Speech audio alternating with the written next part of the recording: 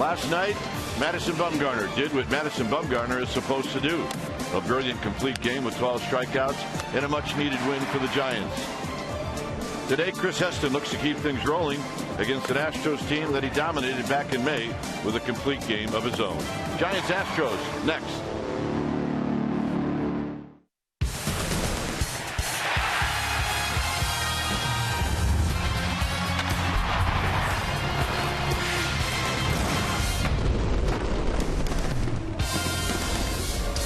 Giants fans love their day baseball, and that's what we got here on this Wednesday afternoon, Game 2 of this short 2-game series, Giants and Astros. Hi again, everybody. I'm Dwayne Kuiper.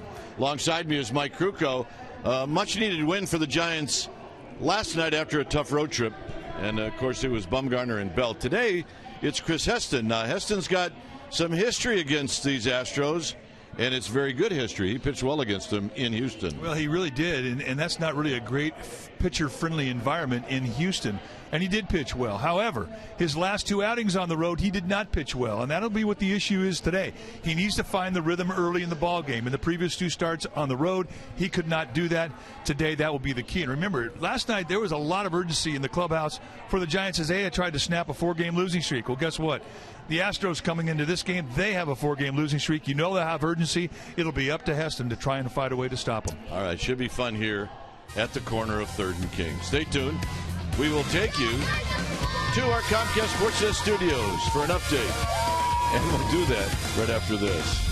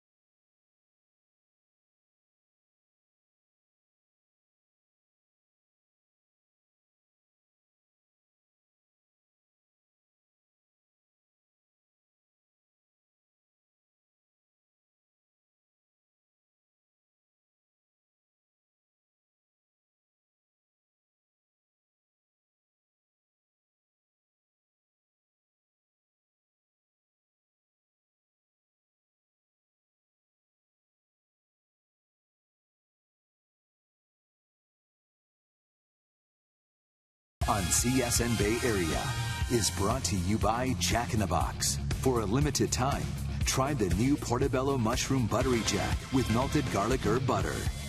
And by Toyota, the full-line automaker with the longest-lasting vehicles in America. Toyota, let's go places. Well, we've got a couple of great things going on. It's Junior Giants Day here at the park, and your Giants came up with a huge win last night. Bum went the distance, Belt gave the pop, and the bullpen is now very well rested and ready to wrap up this very quick two-game series with the Houston Astros. Welcome back to the broadcast. I'm Amy Gutierrez, and Madison Bumgarner put up a big league stop job last night. It was his 8th career complete game. Now today's starter, Chris Heston, he'll look to build upon Madison's performance, but he's got a few of his own that he can draw upon. Of course, he had a no-hitter against the Mets, and he had a complete game against You Got It, the Astros. It's our AT&T Uverse Rewind, May 12th at Houston. On 111 pitches, he gave up just 2 hits, no walks, and struck out 10. He dominated. The only blemish on his line, a solo home run to Jason Castro. And of course, it really was a sign of things to come, because 5 weeks later, he threw a no-no. But I think today the Giants, they'll just settle for a W. All right, you got Chris Heston on the hill, and he's going to square off against the Astros right-handed pitcher, Scott Feldman. Lineups, first pitch, Kruk and Kipe, all coming your way.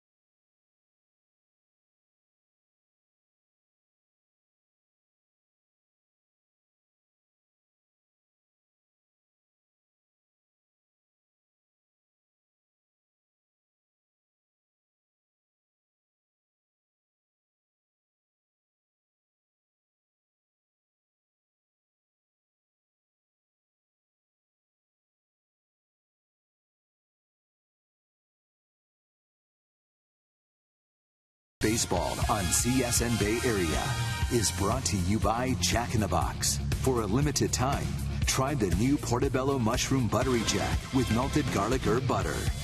And by Toyota, the full-line automaker with the longest-lasting vehicles in America. Toyota, let's go places.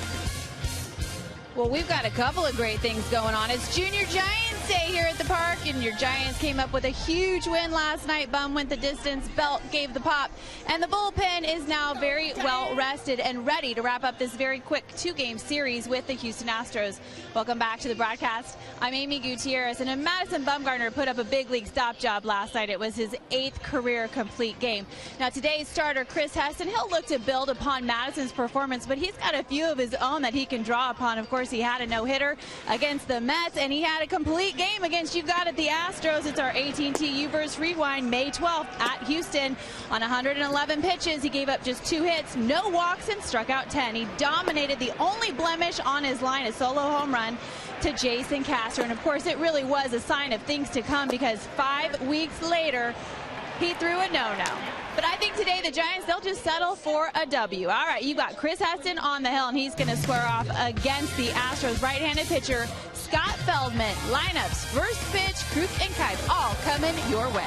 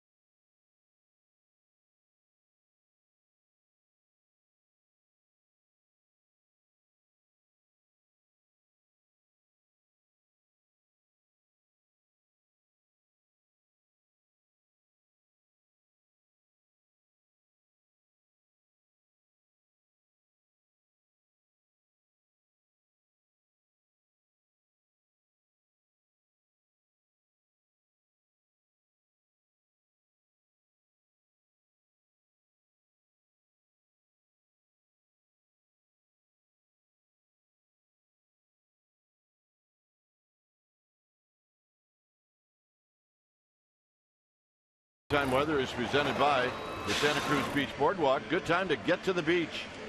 The admission-free boardwalk is open every day. 73 degrees here at the yard. You see the winds are light, humidity at 62%, and it is a sunny day.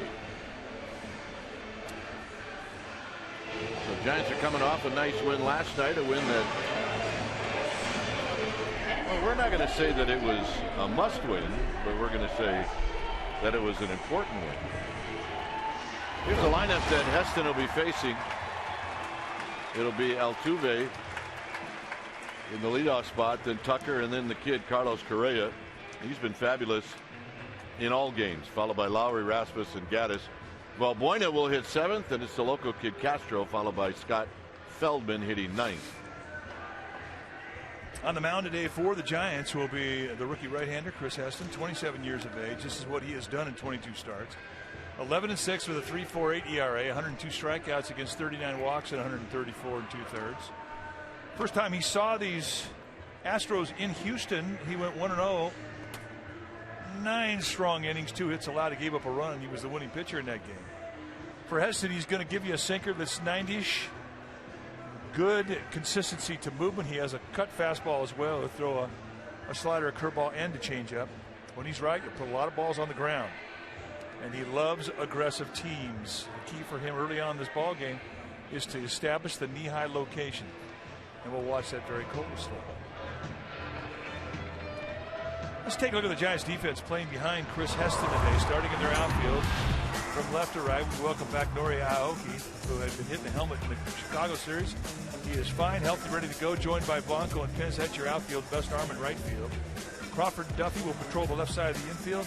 Adrianza and Bell on the right side. Buster Posey, he'll be in the squad, putting down the signs, catching a day game after a night game. On a gorgeous San Francisco day. Baseball in the city, 12:45. Hey, look, I'm from out of town. I thought it was cold and foggy here in San Francisco. Sorry, they're not buying that.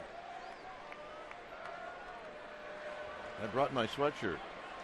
Well, you can sit on it because you won't need to wear it today. And the ballpark's playing small, though, because of it. It is warm. There is carry to right field, even for right-handed hitters. So as we get underway, Altuve digging a hole as he looks out at Chris Heston. Altuve last night had a couple of hits. Always seems like he has a couple of hits. And the first pitch of the ball game is a called strike. So we'll get started right on time, as always, here at AT&T Park. Overall, Altuve right at 300.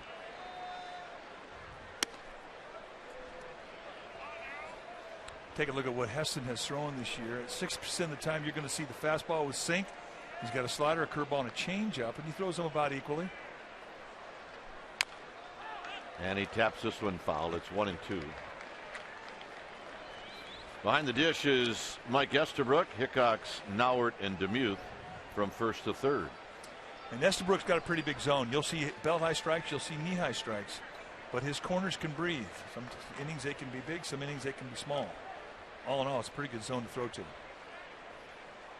Got him on a pitch in the dirt. Posey knocks it down. He'll take his time. And that's how this game gets started.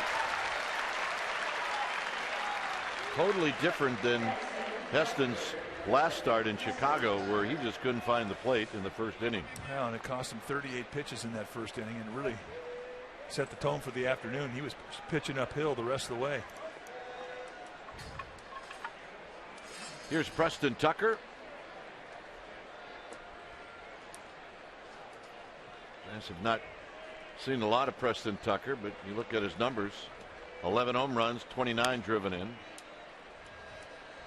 And if you just look at the numbers, you get the idea that Tucker's a lot like the rest of these Astro hitters, where he's not afraid to take a healthy rip, as he does. And Crawford's going to throw him out. Take a healthy rip, and striking out, well, that's just the way it goes. And out's an out. But that's not always true. You can have a ground ball out and have a productive out. Strikeouts are rarely productive. Here's Carlos Correa. Correa went 0 for 4 last night against Bumgarner with a couple of strikeouts.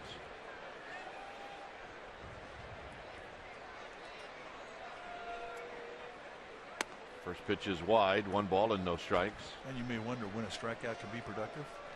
When you strike out instead of hitting into a double play. Yeah, absolutely. That's the only exception. More work for Crawford on the backhand. And that'll end the inning. 8-pitch inning for Eston. Aoki, Duffy, Posey coming up. 0-0.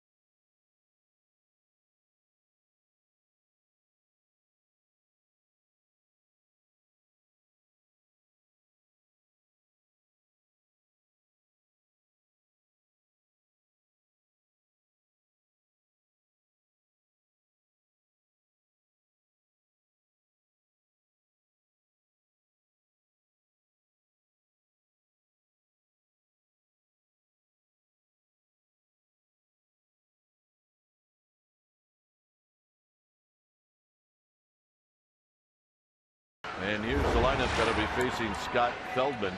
It'll be Aoki, Duffy, and Buster Posey. And Buster's numbers against the other league, very good. Pence, Belt, and Crawford. And then it's Blanco, Adrianza, and Heston will hit 9th. On the hill today for these Houston Astros will be the right-hander Scott Feldman. In 14 starts, 4-5 with a 4.46 ERA, 47 strikeouts in 19 1/3. He's a guy that's going to have to finesse you. He's going to give you a low 90s fastball depending on the grip. He'll cut the ball, give you a curveball, slider, changeup, and he's got to be fine with his command. You see a high 3/4 release, which gives him a real big tilt on the curveball, and it's a good strikeout pitch for him for the lefties. You'll see more sliders to righties. And Feldman's no baby. This is his 9th year at the big league level. Big guy, 6'7", 220. And a strike to Nori Aoki.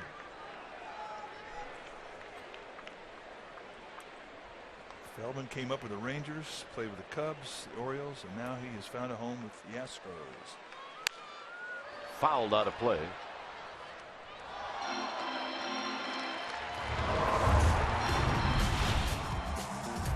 See, defensively, Gaddis, Rassman, and Tucker. It'll be Lowry, Correa, Altuve at second, and Valbuena at first, and Castro catching Feldman. On the ground, Correa's going to have to hurry, and they got him. Nice play. Yeah, that is a nice play.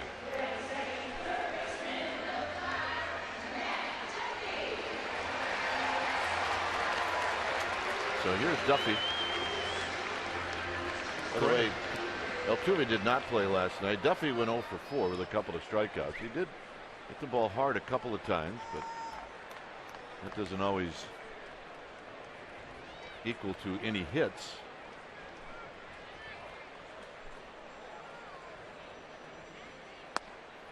Inside corner strike.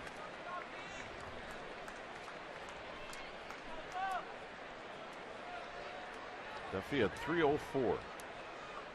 Now you can be in the middle of a great swing and not get any hits.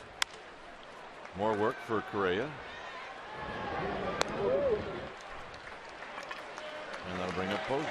A lot of work for the shortstops already in this game, and here's Buster Posey.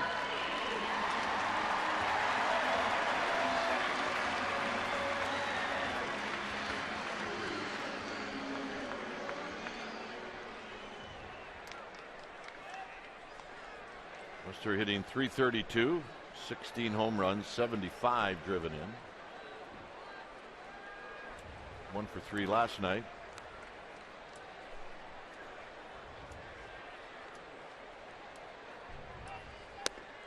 One ball and no strikes with Hunter Pence to follow.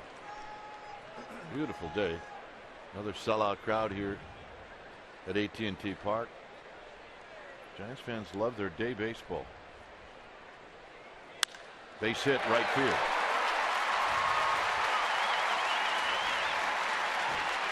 And that'll bring up Hunter Pence. He sees one fastball, one type of movement, then he looks for it, and he figures out a swing to beat it. Inside out. Just a beautiful serve to right. Very good example to watch the backside with this Exmo. It's brought to you by our local and your local Toyota dealer. Well, if you're teaching a swing, start with that one right there. Perfect. Here's Pence. Pence has got decent numbers against Feldman. He's 5 for 11. 3 of the 5 hits are doubles.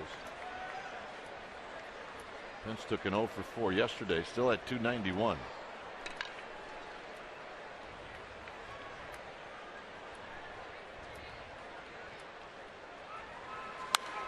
A healthy rip and a foul back. That's where he wants the mistake. He wants it up and out over the plate. Yep, that's his happy zone.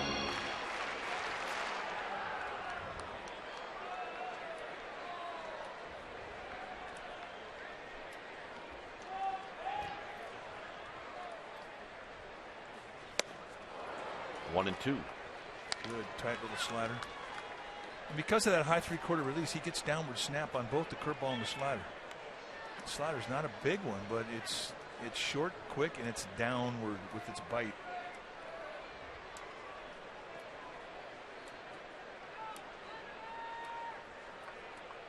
Posey with his lead. Pence fouls another one out of play.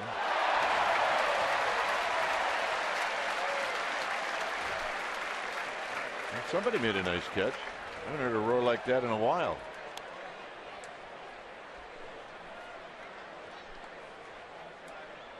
Well, that guy made it. He made it with his glove that he brought and anticipated the play, got the chance, and nailed it.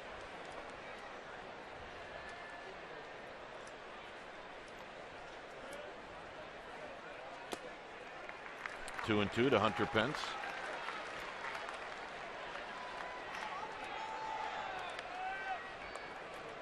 Giants 31 and 23 at home, and they're 11 and 5 against the American League this year.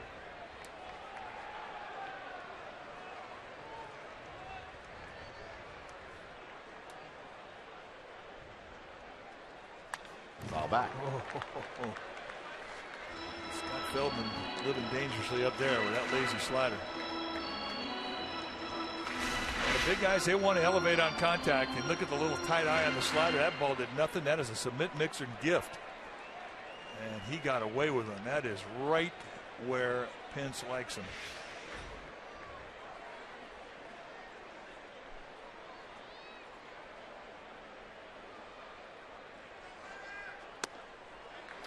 Three and two. You saw Jason Castro, the catcher, says, I better not call that one again. Goes to another breaking ball, but he throws the curveball. Keynote speaker, yes, yes, yes. And we feel the same way about Hunter Pence. Bozo will be on the move. It's 3 and 2.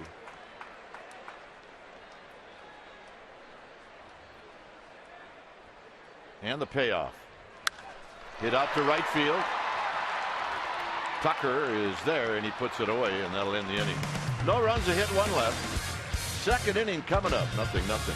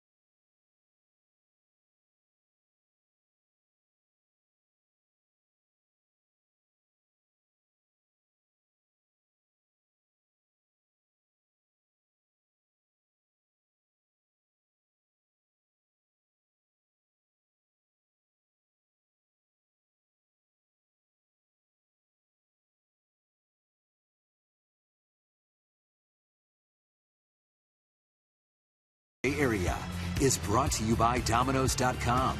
Carry out any large 2 toppings $5.99 pizza and get a free CSN cheer card. No score, second inning. And it'll be Jed Lowry to lead things off. When the Giants faced the Astros in Houston during the early part of the season, Lowry was not available. He was hurt.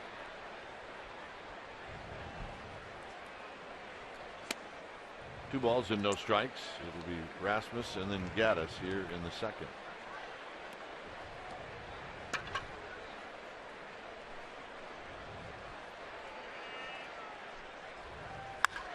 Hit well into center field. Blanco still drifting back. Check in with Amy G. Amy. All right, guys. Well, with the off day on Monday and then Madison's complete game last night, the bullpen 2 days of full rest. How big is that? According to skipper Bruce Bochy, it was critical. He said everyone's tired in these dog days, but that bullpen got so worked on that last road trip that anytime you can give them a nice breather, it's beneficial. Gentlemen? Beneficial it is. Nothing better than a complete game. Here's a strike to Rasmus with the overshift on. I don't think Rasmus was very enthusiastic about that outside corner call. But you're right, off days for bullpens are critical at any time, but in August, a day off is like a week off. And the other thing too is you'd be surprised at how quickly guys come back. Just what 1 day means to getting strength back in their arm. Now imagine 2 days in a row and everybody strengthens up. Wide, 2 balls and 1 strike. Well, last night he tied the San Francisco era record with 7 consecutive strikeouts. And second Giants pitcher since 1900 with multiple complete games of no walks and 12 strikeouts. And Ray Sadecki the other one. Just a macho start, and you know, for a team that only had 3 complete games coming into last night, to give them a complete game, just much needed and much appreciated. And the way that he did it with the 12 strikeout, no walks, wow. 3-2. Adrianza playing out in shallow right field.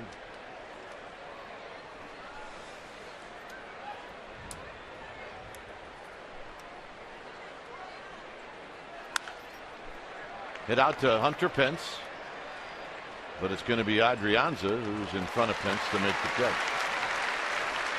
Well, this Sunday is our first Los Gamers Day. Giant Spanish radio play-by-play announcer Erwin Higueros will host an exclusive Q&A session in both Spanish and English with guests Roberto Kelly, Hinsley Mullen, Santiago Casilla, Tito Fuentes, and the guest of honor, Giants Hall of Famer Juan Marichal. Go to sfgiants.com/special events and check it out. Here's Gaddis. Gaddis hitting at 238. Breaking ball for a strike. Looks like he's got a pretty good one today. Well, he is known now for that sinker. Teams early in the count are going to go looking for that sink. It's going to have that movement coming back to a righty.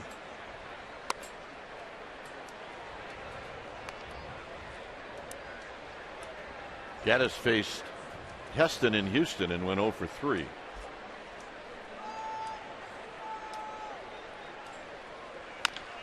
Taps this one to Crawford. Crawford gets a big hop, and that's going to end the inning. So a couple of balls in the air and then a ground ball, and it'll be Belt to lead things off.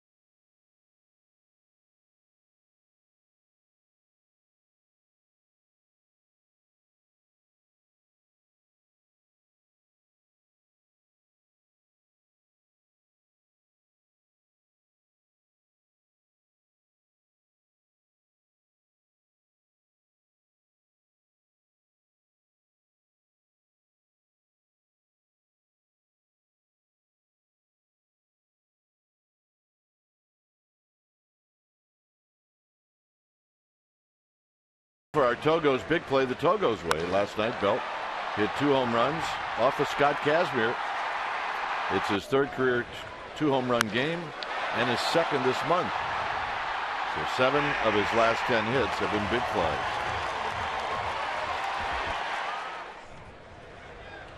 It's a 0-0 ball game. And Belt flips one to left and he's got a hit. I don't know, I may be wrong, but it looked like he was trying to hit a ball right to that shortstop position, because there wasn't anybody there. Well, he got himself on base. Right now it's time for our Geico quote. This one comes from Buster Posey talking about Brandon Belt. Said when he gets hot, he can get rolling as good as anyone I've ever seen. It's pretty impressive the way he's driving the ball to the opposite field right now. And on cue, another ball the opposite way. That's our Geico quote.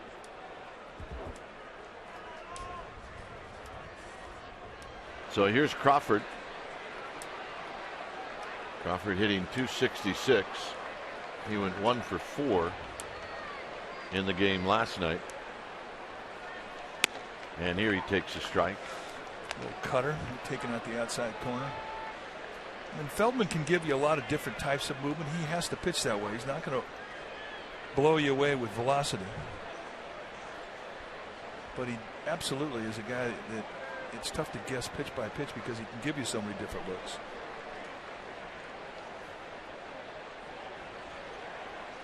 And the next pitch is wide with Blanco on deck and then Adrianza. I want to get that. I want to get that. I want to get that. You're going to put some sauerkraut on there? You're a sauerkraut guy. You're not?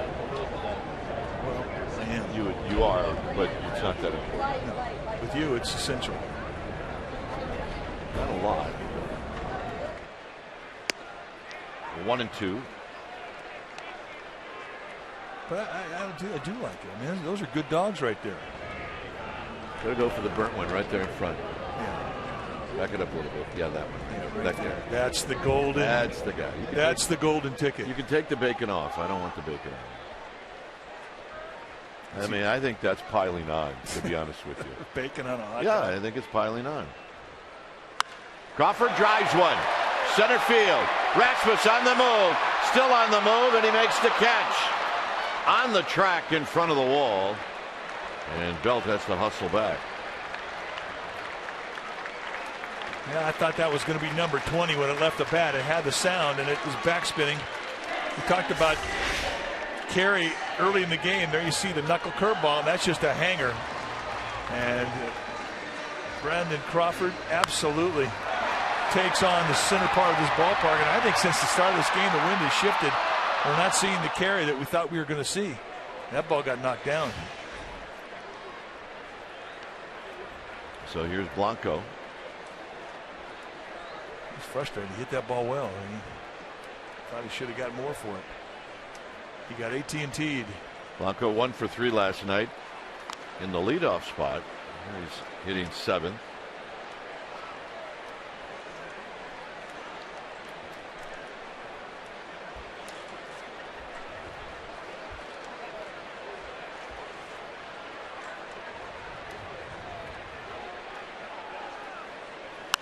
Fouls it back. Another overshift for the Astros. Really an odd setup when you think about it. They play Blanco to pull, extreme pull on the infield, and an extreme defense guarding left field in the outfield.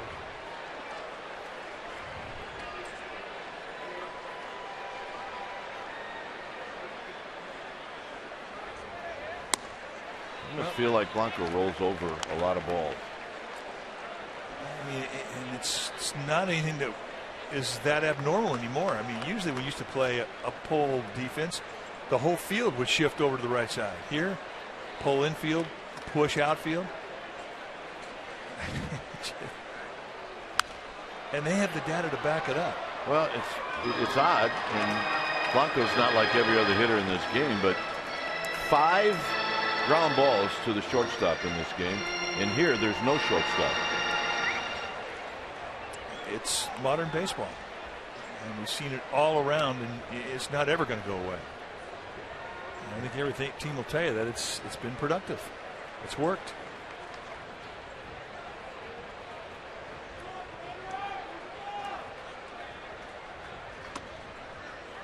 And if you think that pitchers pitch hitters differently because of this shift, they don't. Houston Astros, 1,007 shifts on ball and play. And yes, they keep that stat. And that ranks them second in all of the major leagues. And you're right, pitchers do not change the way they pitch. Down the left field line, foul. But that's the other thing. You used to stack a defense on one side of the field, play to pull, but then you would pitch on that side of the plate to have that person hit into the defense. But the rules really have changed because they now chronicle every pitch, every speed of every pitch, every movement of every pitch, and over a period of time you get together a lot of information that will allow you to take advantage of what you've gathered, and you do it defensively.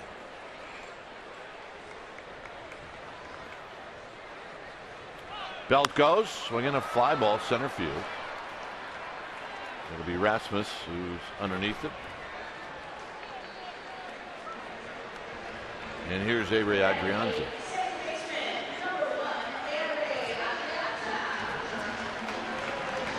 I think it's a good matchup for Adrianza. Feldman, because he'll give you a lot of fastballs that have sink on it down around the knees with movement that runs away from Adrianza and from the left side. I think that's his strength.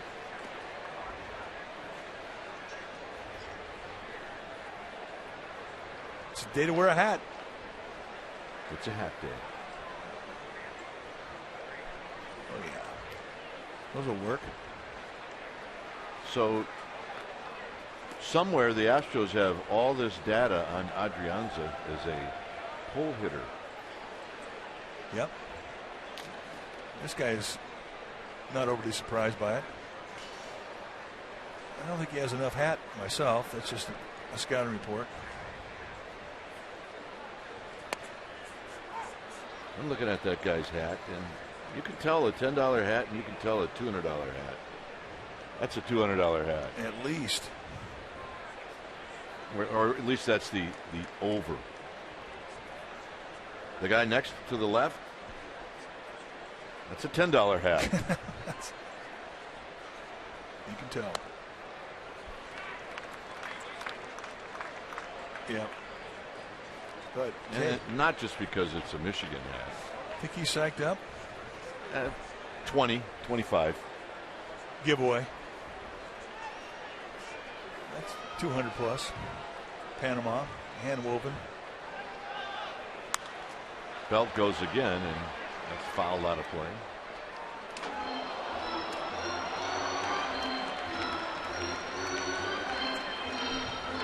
Scott Feldman, a local kid, went to Burlingame High School.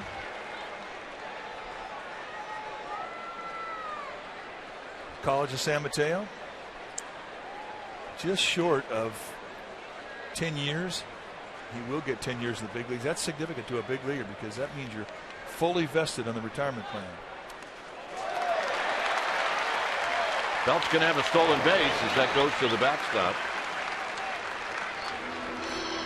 Well, those numbers are prior to the start of the season, so I would think that he's got it by now. Usually you know the date when you get your 10 years in. That's a day of celebration. It really is. Used to be you had to be in the big leagues 5 years before you qualified for any pension. Then it was reduced to 4 years. Then it was reduced to 1 day. One day in the big leagues, you got some retirement plan. It used to be fully vested 20 years. Then they cut it in half to 10. So 10 now, that's the magic number. 2-2 to Adrianza.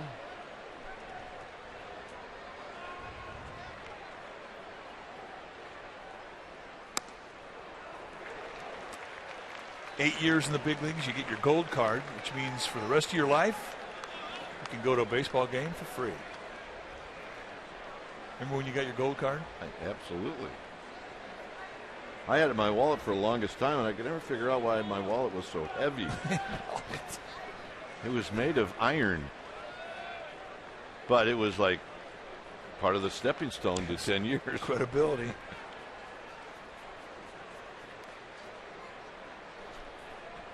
So 3-2 to Adrianza.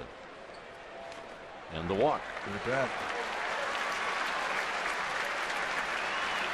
And as he's seeing the ball better, he's taking more walks, and it oftentimes go hand in hand with the guy starting to get hot, and it allows Heston to hit. And Heston can hit. Getting him up in this situation with runners in scoring position may be a bonus, but just getting him up, period, that's a plus.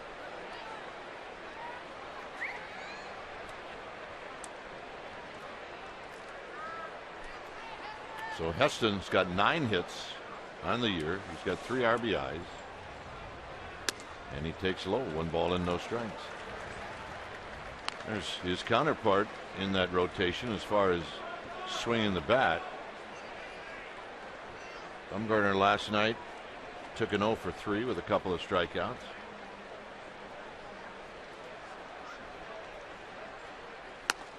Good swing and a miss. 1 ball and 1 strike. Mike Leake is in that group. He can hit. He can hit.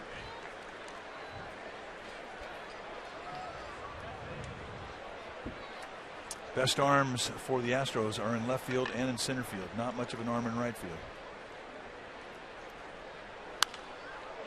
1-2.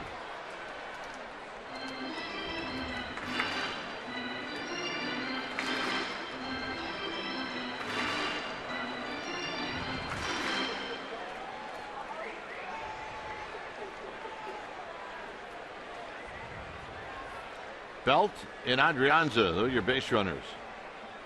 Per ball, and Heston waited on it, and he pulls it foul.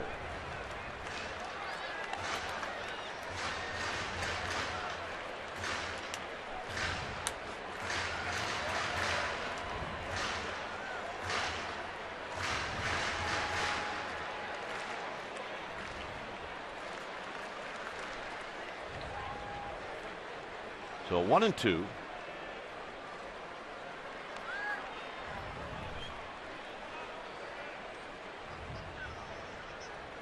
Got him with a breaking ball, and that'll end the inning. First strikeout for Feldman. Inning number 3 coming up.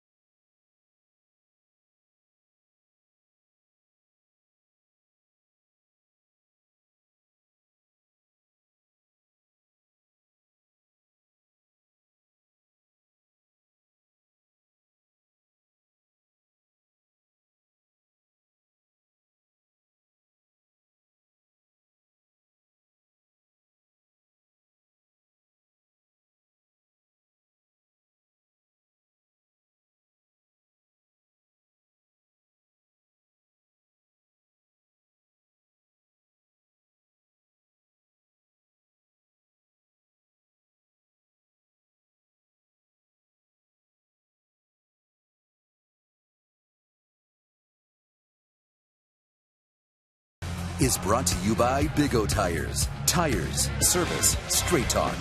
Big O Tires, the team you trust. Well, Giants fans, come out to Pete's Coffee on Friday, August 14th as Giants pitchers Jeremy Affeldt and Javier Lopez serve up coffee drinks from noon to 1 o'clock. Meet Jeremy at Pete's in the Ferry Building and Javier Lopez at Pete's on Chestnut Street. And you also get a free limited edition co-branded iced coffee tumbler with a purchase of $20 or more. And proceeds from the events will benefit Generation Alive and Juma. Here's Valbuena. Valbuena takes one not close.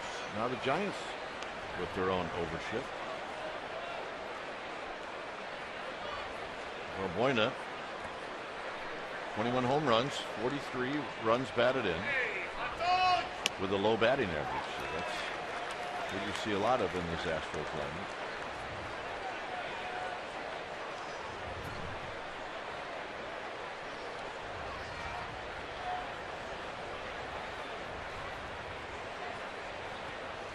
On the ground to Belt. There's a whole group of guys out there, Mike, that played maybe 2, 3, maybe even 5 or 6, and every organization has said you strike out too much.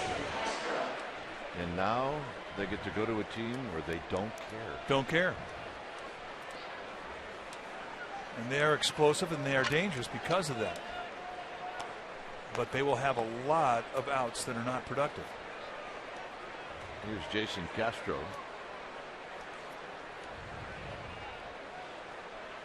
Rob Deere. Oh, be a star on this. Gorman Thomas. Oh, it's their game. Bobby Bonds.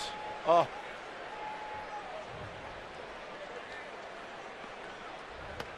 I'm sure I've only missed about 100. But those happens to be guys that we know. No, Dave Kingman. Dave Kingman. Perfect. Outhouse or Castle. He was a great athlete, though. I mean, he was a little more than just that. But I mean, he struck out. Bobby Bonds was a guy that played with Dave Kingman. And you mentioned him. There was a lot of strikeouts when they played together in Chicago. But they were dangerous, and they could turn it around in one swing. And you know what? You like playing guys with that. If you've got 1 or 2 in your lineup, but if you've got 8 guys like that, it's different.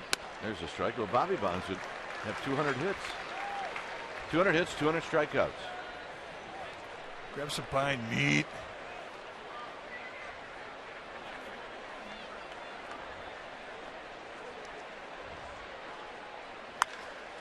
Castro lifts one the other way, starting to carry.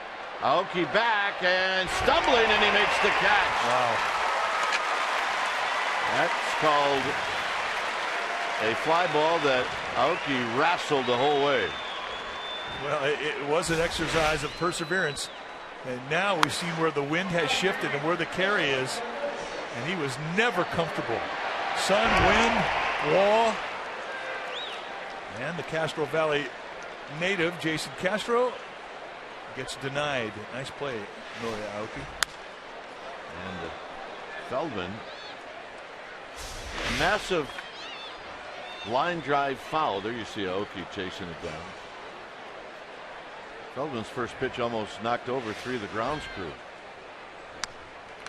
And it's 0-2. Their job down there in that end of the dugout is to guard Amy G. That's it. That's it. That's their sole job. No bad hops on the infield and guard Amy G. And it's out of play.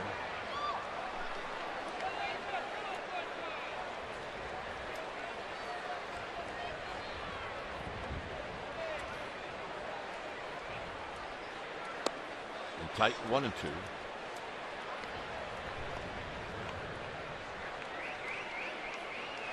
Let's go look at hat. I say that's under $10. The one on the left? Yeah. That one on the left is the one you throw in your suitcase when you leave the hotel. Because it doesn't match. She's rocking it, though. It doesn't match the same.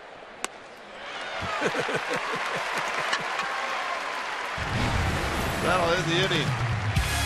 Nori Aoki hanging in there. Nothing. Woo. Oh, my goodness.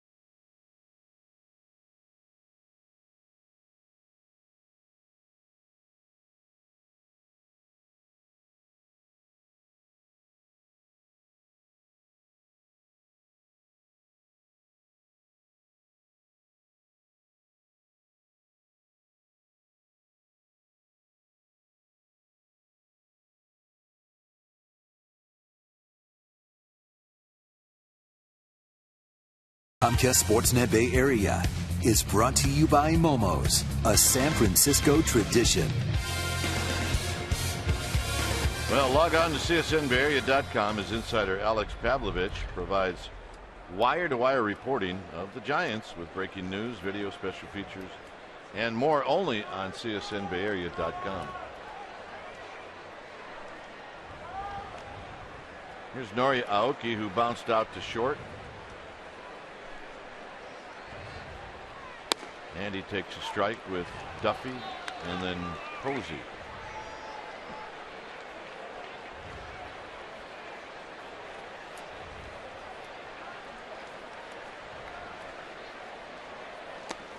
Out in front, Aoki, 0-2.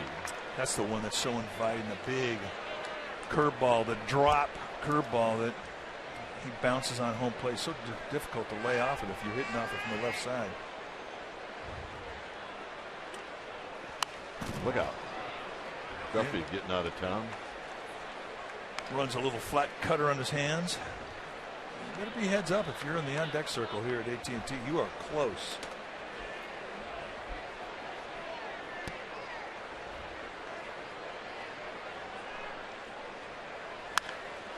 Little pop-up, center field. And Correa is going to hang on after a juggle. Nice play.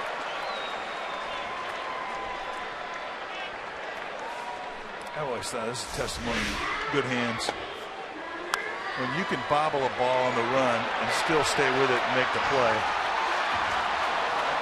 That's pure athleticism in good hands. Rattle, relax, stay with it, no problem. Scott Feldman digging it. So here's Duffy.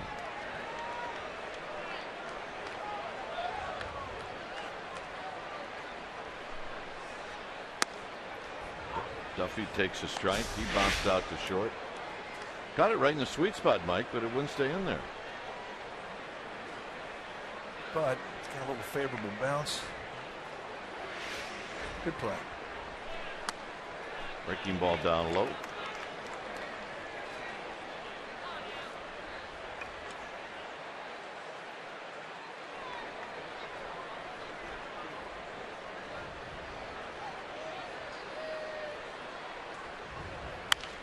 On the ground to third.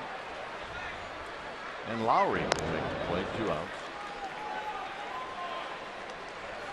With John Miller on assignment, Dave Fleming will be in for innings 4, 5, and 6. I get to go over and watch Lee Hammer make a bunch of mistakes as our engineer. Lee Jones, who normally is our engineer on the radio side, on assignment. I just got a text from Lee Jones, and his assignment turned out to be very good, by the way. Good. 1-0 to Posey, who singled in the first. Here he looks at a strike. Feldman had a little onage on Posey until the base hit. Buster was 0 for 5 against Scott Feldman. Out of play.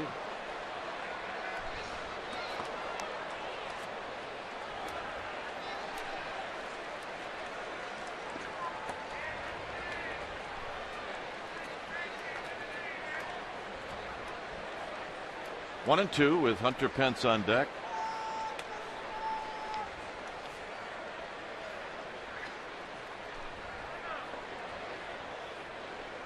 So Feldman trying to ice him down. Posey says, let's start this again.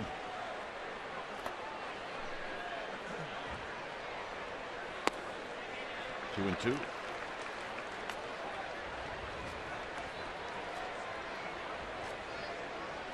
Posey an opposite field single in his first at bat against a sinker from Feldman.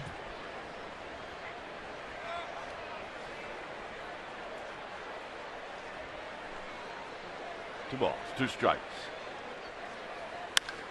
Hit to center field right at Rasmus. And that'll end the inning. So Dave Fleming will be in. I'll see you back here in the 7th. It's 0-0.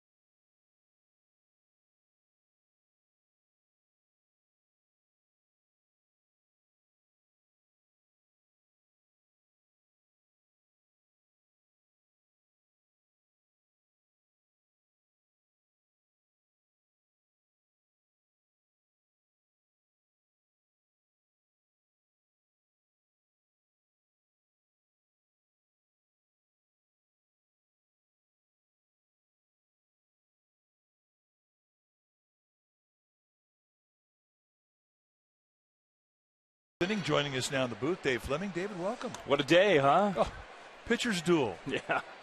Well played game. Two good teams. Beautiful ballpark. Beautiful weather. Life Where is else good. would we want to be? Life is good. John Miller on assignment today. He will be back with the club tomorrow. Yeah. He's busy. He could stay busy anywhere, anytime. Yeah. That mind of his never shuts off. The top of the order here now, second time through for the Astros against Heston. Not a bad sinker, but it's outside. So far, so good for Chris Heston. Yeah, he definitely has found a nice rhythm. You know, and that's really been his strength. He's only given up 5 runs in the first inning this whole season. I mean, he's been the guy who I think has been most consistent at the start of a ball game of all the Giants starters. It was odd that he had that 38 pitch first inning in Chicago where he really struggled. But today it has not been a problem. Has not seen many 3-ball counts. No. I mean, that's the 38th pitch that he's throwing today, and that's what he threw in the first inning in Wrigley Field. Good point. 3-1 to Altuve is ball 4. Didn't miss by much. It's a pretty small strike zone when Altuve's up there. Altuve 5'6", and you know if he's saying 5'6", he's cheating a little bit. But for the first time today, Heston's going to get in his stretch. Yeah, that's the first base runner. Heston was dominant against the Astros in May when he faced him at Minute Maid Park. It is a little bit of a different Astros lineup, though. Preston Tucker swings at the first pitch. Aoki froze just for a minute, which you can understand with a big, strong guy up there. Had plenty of time to get there. That's out number 1. One pitch. They love those one-pitch outs. Well, Bruce Bochy was talking to us before the game about what went wrong with Heston in Chicago, and part of what he said was, you know, Dave Righetti didn't spot any of it before the game. Heston seemed locked in, good, and he got out on the game mound, and the arm slot, Bochy said, was just not near what it normally was. He just couldn't find that slot, that release point. At least in those first 2 innings, couldn't find it. Well, anybody that plays a motor skill sport can tell you there are days you can find it, there are days you can't find it. I mean, you're an outstanding golfer, and you know how sensitive it is to get to that point where you feel like you're striking the balls consistently well. Well, it's the same thing with the stroke of an arm, and there are days you just can't find the release. I do appreciate the compliment, by the way. Kind of snuck that one in there. I want 4 more strokes aside. Well, this guy, we also asked Bochy what he thought about Carlos Correa, and he sees what everybody else sees. Even on a night where he went 0 for 4, you see that athleticism, the smooth actions for a guy his size, his age. Well, and his demeanor, too. You bring a guy up to the big leagues at age 20, and you're asking a lot because there's a lot of distraction up here. And it's not always on the field. And he has really handled everything that's come his way. And Correa is going to be quite special.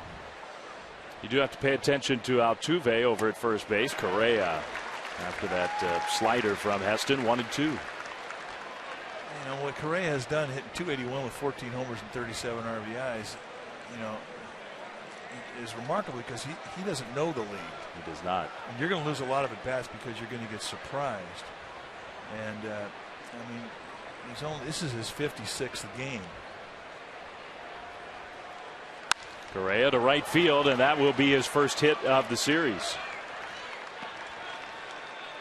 And the first hit in today's game against Heston. Well, he was the first overall pick back in 2012. He is the youngest position player in the big leagues. There's a reliever, I think, for the Blue Jays who's just a little bit younger than he is. Only shortstop in the last 115 years with 14 home runs in his first 55 career games. And elite company no matter what position. 50 hits that early at age 20. It's just not normal at that age to do what he's doing. Jed Lowry with 2 on and 1 out. Well, I like it too, though. I mean, he also knows baseball history. I mean, Correa, a Puerto Rican native. First thing he did when he got to AT&T is he sought out the statue of Orlando Cepeda, fellow countryman. He wanted to have a picture standing next to it. He did. Wasn't that cool? Good curveball from Heston. Strike 2. He did it on the off day. They were here all weekend against Oakland, stayed in the same hotel in San Francisco, had Monday off just like the Giants did. And on the off day, Carlos Correa wandered over to AT&T Park so he could see the statue. I agree with you. I thought that was really cool. 0-2. Tried to go front door with the sink, and Lowry not fooled. He was on it. You got lots of guys with Bay Area ties on this Houston team, including Jed Lowry. He and Jason Castro, the catcher, both played at Stanford. Scott Feldman, Burlingame kid from College of San Mateo, Burlingame High.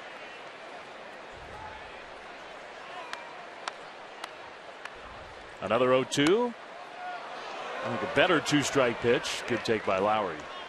Well, paralysis fastball it can only be good if it's down and it's off the plate by about 6 to 8 inches away, because it sets up a lot. I mean, he can come back and cut the outside corner. He can again go front door. He can back foot slider, bounce a curveball, change up. He went down and in, bounced that slider. And then when you have a pitch in a location that sets up 5 pitches, I mean, that's a good pitch.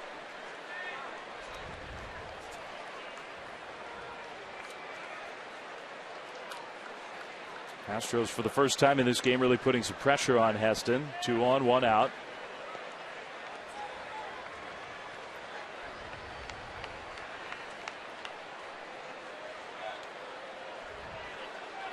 We saw Altuve try to steal third in last night's game. Well, the left-handed hitter up now, I'd really be surprised. But I was surprised last night. Yeah. Had a home run hitter in the batter's box. It was a big play in that first inning to settle Bumgarner down. That one is line. Diving catch by Adrianza. What a play. 2 down. Now let's make it our Ford right choice. Think about Adrianza. I mean, he's got a really long, lanky body with long arms, and he needed all of it to go down and spear the sinking line drive off the bat of Lowry. That will make it the Ford right choice. Good play and a big play. Well, but Altuve going back to second, I'm not so sure he would have scored with 1 out. 2 outs, he would have scored. But with Pence's arm in right field and the fact that he had to freeze and move back to second, I think he would have had to hold a third. I think you're right. But the bases would have been loaded with 1 out for this guy, Rasmus.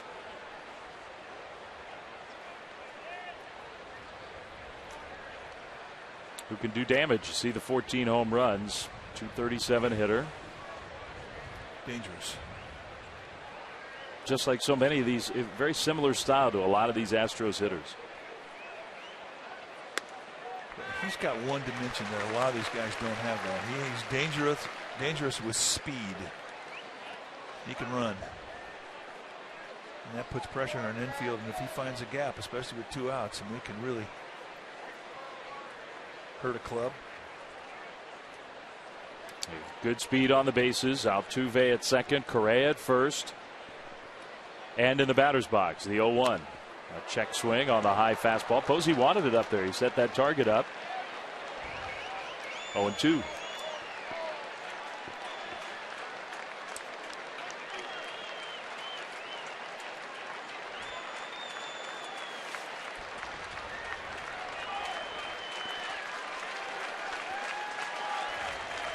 Big spot still early in this game.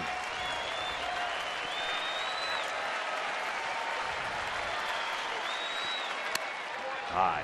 1-2. Now that was a fastball that was up and away, and that doesn't set up anything. It's just a wasted pitch. It's an easy take, and it doesn't set up anything.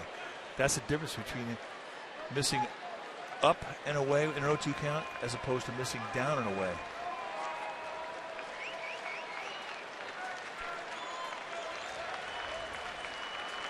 Posey sets that target high again, and it kind of drifts up and away again. 2-2. Rasmus is a low ball guy. I mean, he likes that ball down around the knees. And you would say that anytime he gets a matchup against a sinker baller, that's stuff that's going to feed his swing. And that's why Posey's trying to elevate that across the letters. Rasmus has an uppercut. He beat uppercuts with height. That's where they want it again. 2-2. Close. Ball 3.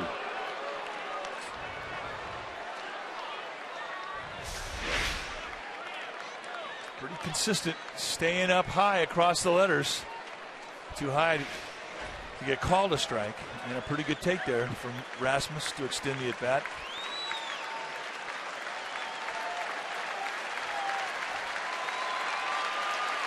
Now those 2 runners can take off. 2 down, full count, 3-2 pitch. Rasmus stays alive with the foul ball.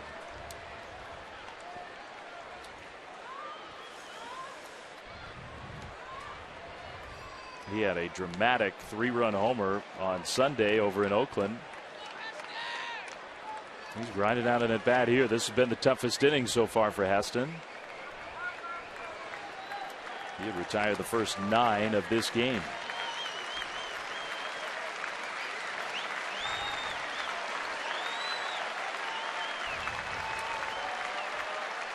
Runners go again. Another 3-2 and another foul.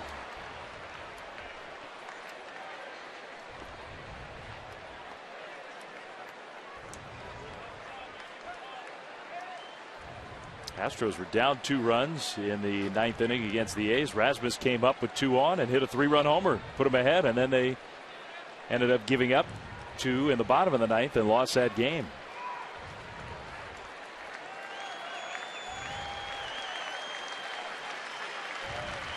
So here we go again.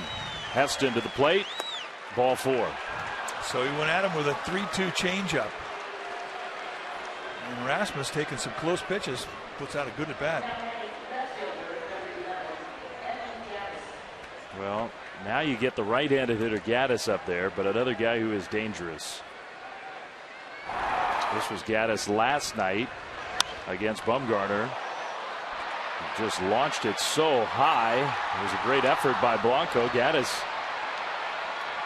Blanco almost caught it, ended up at third. He's a middling guy, another guy who likes that ball right around the knees, that side of the plate. First pitch swing. Crawford handles it nicely and gets the force out at second. So big hitters coming up. Pence, Belt, and Crawford. Heston pitches through the trouble. Still scoreless. Giants Astros.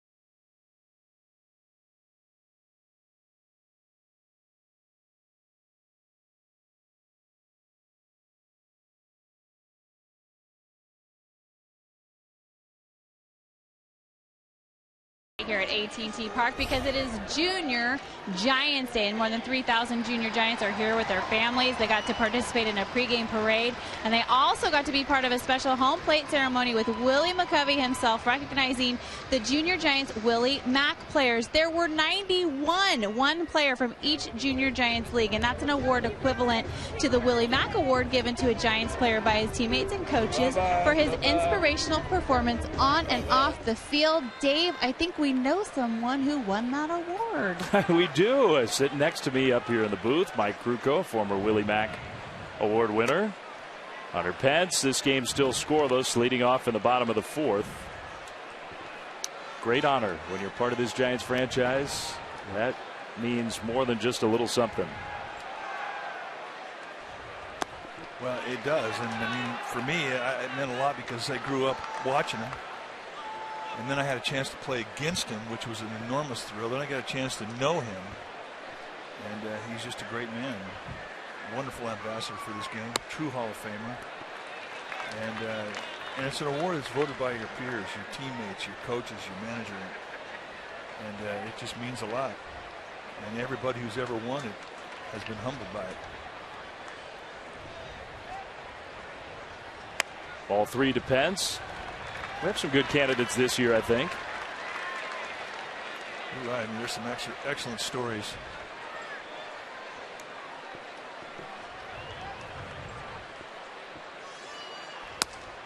That's a strike. Staying on the outside part of the plate with a little sinker.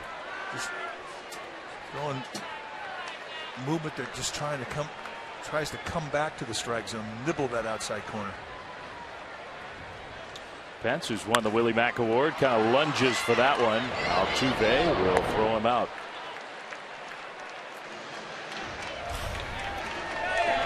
Well, we had the parade before the game. The Junior Giants, all the kids were here.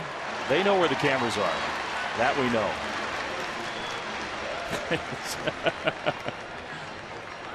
And these are the benefactors of the glove drive. Junior Giants program so successful, over 20,000 kids up and down California. It's just a tremendous program, and this is their day. Ball one to Brandon Belt. So for all of you who have over the years supported Junior Giants baseball, Giants Community Fund in whatever way, whether it's with the glove drive or the stretch drive, strike one swinging, those are kids you have helped, and many, many, many others. Learn to play the game, learn to love the game.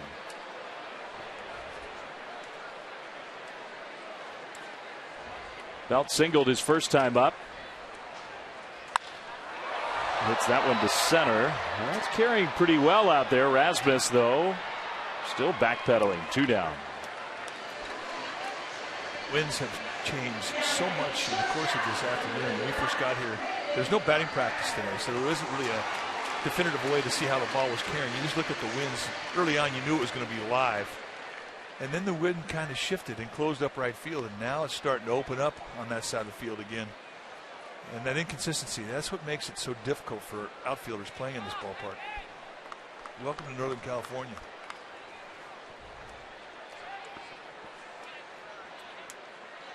Two outs, nobody on. Brandon Crawford at the plate. Big curveball from Feldman. Feldman's giving him a steady diet off speed stuff. Crawford hit a curveball, and he hit it really well his first time up. Out to the warning track, really out to the wall in deep right center field. 19 home runs. There's strike two. I think Brandon Crawford would be a very worthy Willie Mack Award winner. Oh, and if I had to say who the leader in the clubhouse was right now, you're right. Is that your guy? I'd say he'd be the guy.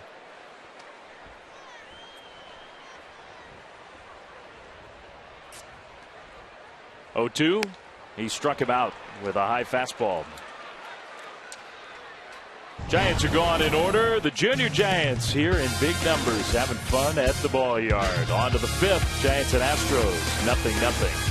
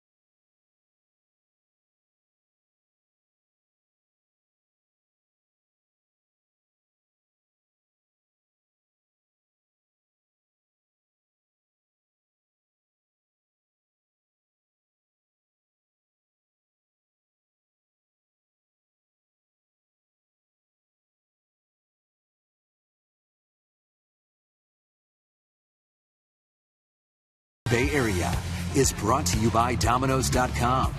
Carry out any large 2 toppings $5.99 pizza and get a free CSN cheer card.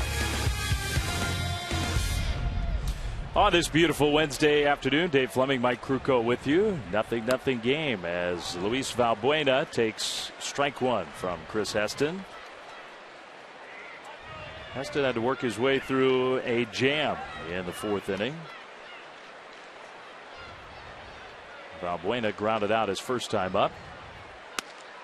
Good pitch, strike 2. Taking out the front side of that strike zone. Well, we don't know. We won't speculate, but not great news. Aoki has come out of the game. Maxwell in the game to play left, and you just worry about the head injury from a few days ago.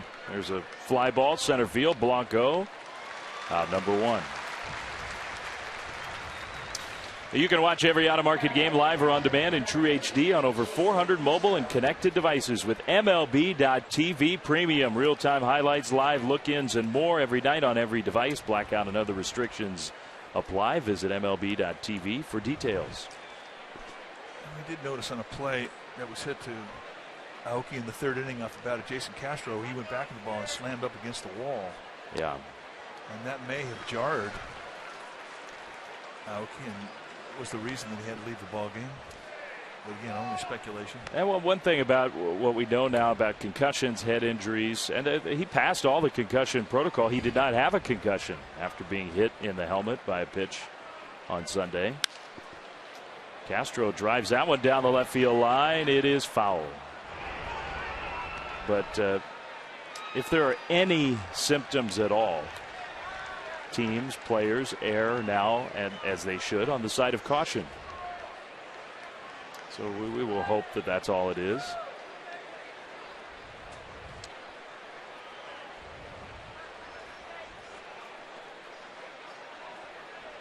Oh, 2. He went around. That's strike 3. It's one of the best breaking balls he's throwing, and that's where you want to throw it to when you're heading the count. You're sitting on a guy 0-2. You want him to go out of the strike zone and chase. That was perfect.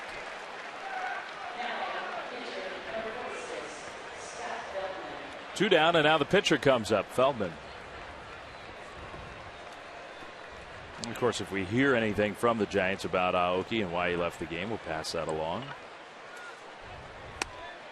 Ball 1 to Feldman.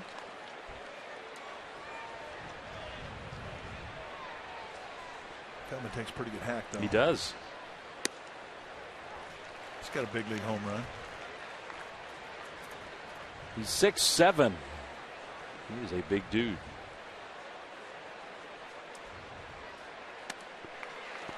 Did you see that where the Astros said that in their history only Randy Johnson and J.R. Richard, taller pitchers in Astros history?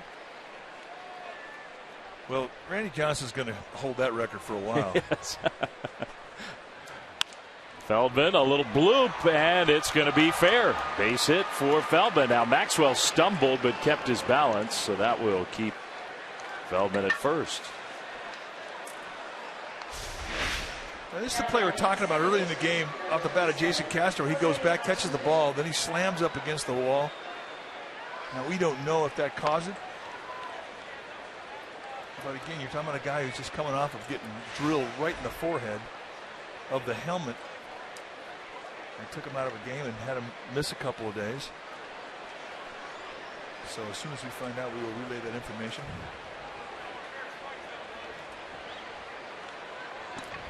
Well, now Altuve comes up and swings at the first pitch and drives one to deep left field. Maxwell will make the catch. Just in the game, and Justin Maxwell. What a play. Heston could take a deep breath. That was a great play. Let's take a look at it again. The wind, the sun, and in the end, even the wall, and he puts it right in the sweet spot. Still 0-0.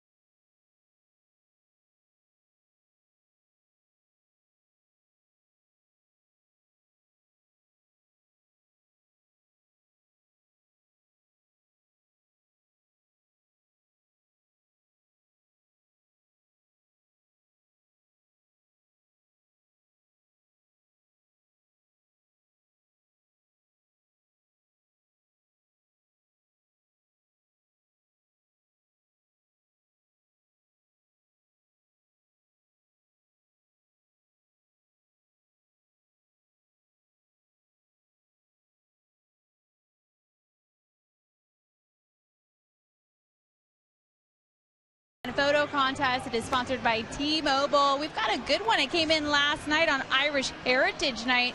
3 generations of Giants fans by Brian Hare, and that is a good-looking bunch. We want to see what else you got out there. Tweet us your fan photos at #CSNBA Data Strong Fan. We want to see them. What do you got, gentlemen? Yeah, that's a pretty good one. Thanks, Amy. I would think today would be a day for photos. Look at that. Yeah, they're having fun. Last days of summer. Winding down. Yeah, a lot of kids are starting school. Some in the Bay Area are starting school today that I know of. I always thought the first day of school was awesome. You did? I just had a problem with the second day of school. Gregor Blanco leading off against Feldman. 0-0 game. So day one, you were fine. Oh, say hi to everybody. That was the coolest day of all times. In the next 9 months, you can have. Curveball to left center field. Gaddis did not take a good route to the ball, and Rasmus can't catch it either. So that was a little unusual. Gregor Blanco ends up at second with a double. Well, I think Gaddis was handicapped too. They put him in prior to the pitch. They made him play the line and made him play in. And this is one thing that Blanco's done this year. He backspins the ball the opposite way. And before, when he used to be much more of a hooking type of a hitter, now he's got inside-out approach, and this is where he gets carry to the opposite gap. And the way that they pre-positioned Gaddis, I mean, he really never was in play. Yeah, I think you make a good point. I don't think he had any chance to get to it. Feldman, I don't think he could believe it. What do you mean nobody's going to catch that one? Off the crack of the bat, he's thinking that's a can of corn. And sometimes the extreme defenses will bite you. Adrianza takes high. So, and I think you're at a point in the game here in the 5th inning now. If you're Feldman, nobody out, runner at second, you've got to try and strike out Adrianza. And Adrianza has to know that. He walked his first time up. Well, we'll see if the Giants can use that leadoff double at the bottom of the order and figure out a way to scratch across a run. You have, at the very least, as a hitter, have to have a productive out. Got to get that runner at second over to third base. That's a strike. If you can drive him in, all the better. Trade places with him, even better. Hit a home run, you're cooking with gas. But at the very least, you have to get him over. So there's your Mike Krukow pyramid of success. That would be it. Step one, get him over. Go really from there. Play him to the left side in the outfield. A chase there. 1-2. With an open base here, Feldman's got 3 chances to go out of the strike zone and try and strike him out.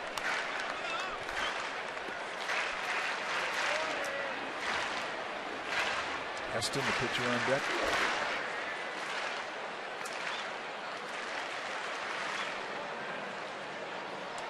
Ball and 2 strikes.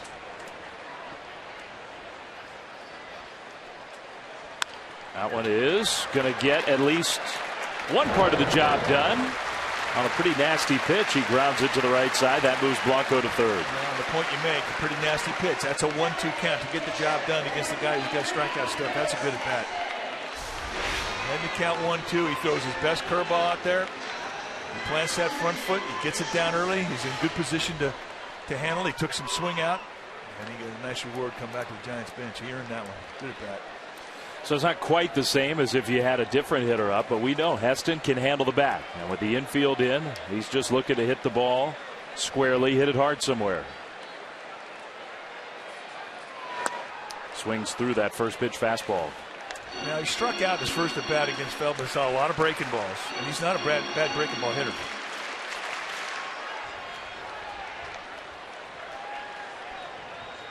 He's got 3 runs batted in on the year. Trying to put the ball in play, see what happens. He chases there, strike 2. That was another good curve from Feldman.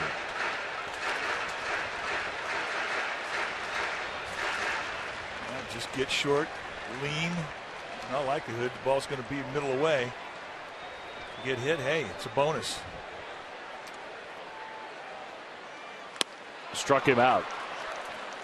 Those are pretty tough pitches. 3 breaking balls. So 2 down, and now the infield can move back. And remember, it's not Aoki, it's Maxwell who's now in that leadoff spot.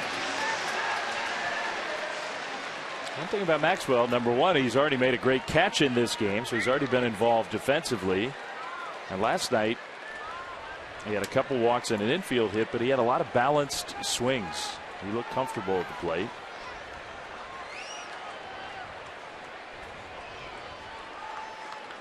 So we'll see if he can come up with a hit and put the Giants ahead. He swings at that first pitch and hits a liner to center. Out number 3. Well, he hit it hard. Giants get the leadoff double, but do not score. Heston back to the mound.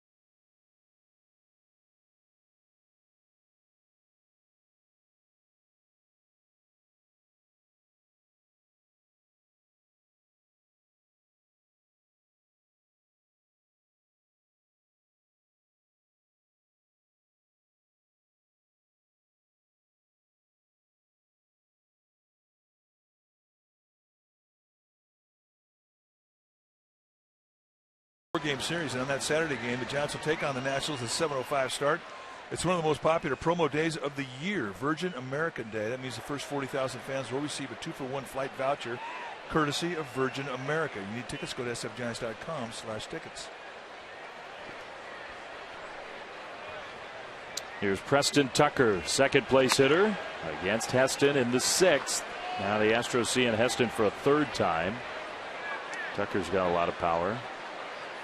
Text messages are already coming in for that Virgin America 2-for-1 voucher. Hey, if you have an extra one, hey.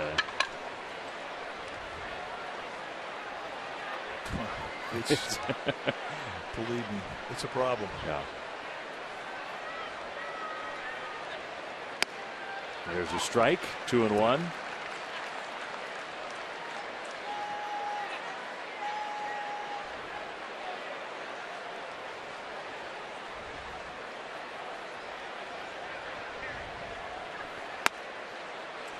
But it really is a great giveaway. I mean, air travel, 2 tickets for the price of 1. Yeah. Who didn't want that deal? Thought you get to go in Virgin America. That's ball 4. Free travel of sorts to first base for Preston Tucker. And that is not how Heston wanted the 6th inning to start, with the 3-4 hitters coming up. Well, the one thing he's always been able to do this whole year is when he gets in these situations, he can rely on that sinker, get that ground ball, and he gets double plays.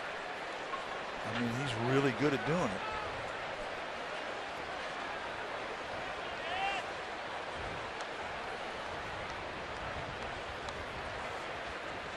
Correa takes that tight slider for strike 1. He's not looking for that.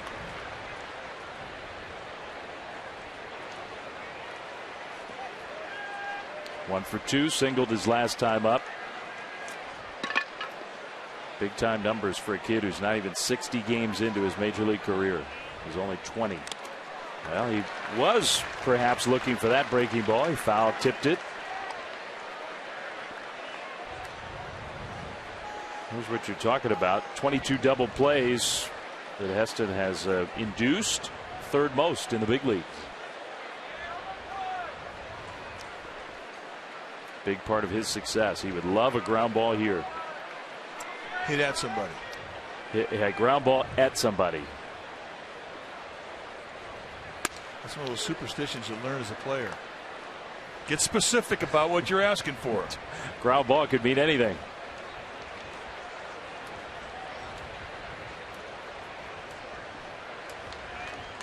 Ordinarily, with the Giants' infield defense, a ground ball gets gobbled up if you get any chance to get it. Correa took that slider. 2-2. Good pitch, good take.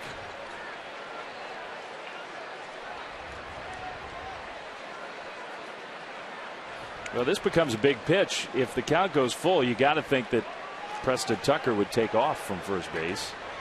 Reduce your chances for that double play ball. Ball three. Yeah, I'm really surprised you haven't seen it prior to the 3-2 count, but I do agree, even with nobody out, you might see Tucker go. He's got pretty good speed. Not really a base stealer, but he moves well. And with the 22 double plays that has been induced already, A.J. Hinch, the skipper of the Astros, knows that Heston puts the ball on the ground. 3-2. Tucker does run. He got a good jump. It is strike three called. Tucker slows up and is tagged out. He stopped going. Correa can't believe it. That's a double play. Well, Tucker, he makes a huge mistake here. You cannot assume anything. You have to assume that that's going to be strike three, and you're going to have to get the bag on the slide. That's unforgivable. That's just a young mistake. It's a fastball, a 3-2 challenge. Outside corner, right across the belt. And here a nice play from Crawford to dig the ball in the dirt, and Tucker never got to the bag. What is he doing? I mean, he assumed it was ball four. And that is a bad mistake. Now first pitch swinging, Jed Lowry, and how about that? The side is retired. Tucker, not a happy moment for him, still scoreless.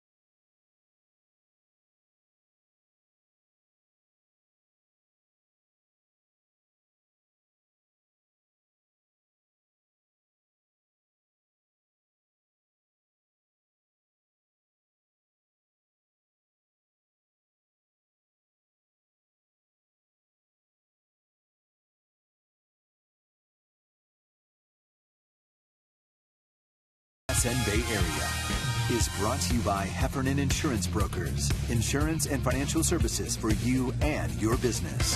Visit hefins.com. And by Xfinity, home of the most live sports. Bottom of the 6th inning on a sun-splashed San Francisco afternoon. Giants and Astros, 0-0 game. And the big hitters coming up for the Giants here, so we'll see if they can get something going against the Bay Area native Scott Feldman. Great day to be at the yard. Matt Duffy, then Posey, then Pence. Giants have 3 hits. Astros have 2 hits. Nobody scored. Ball 1 to Duffy, who is 0 for 2, is grounded out twice.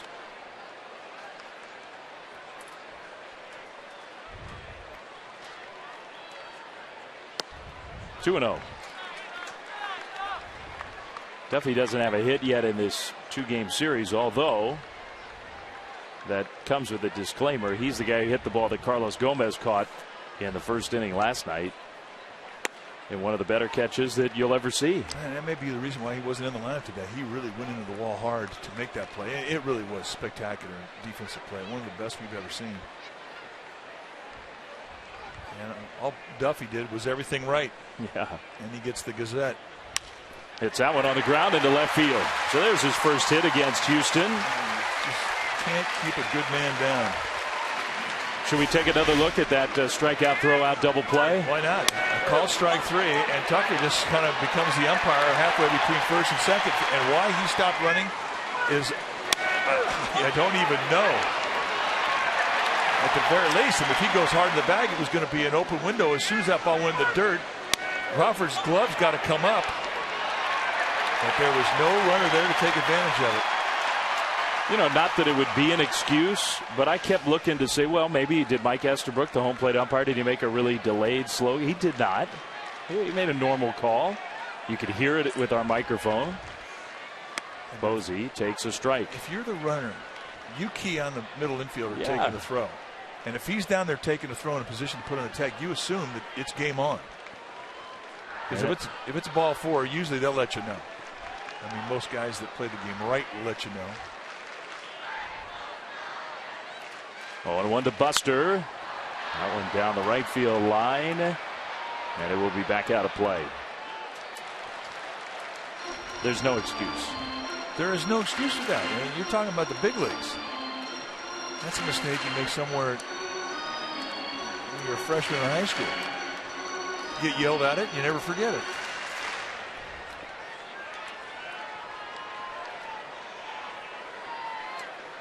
Duffy at first, nobody out. Middle of the order up now for the Giants, trying to break through in this scoreless game. Posey is 1 for 2. That one a little bit high. Valbuena takes a throw. We did see an errant pickoff throw help the Giants in last night's game.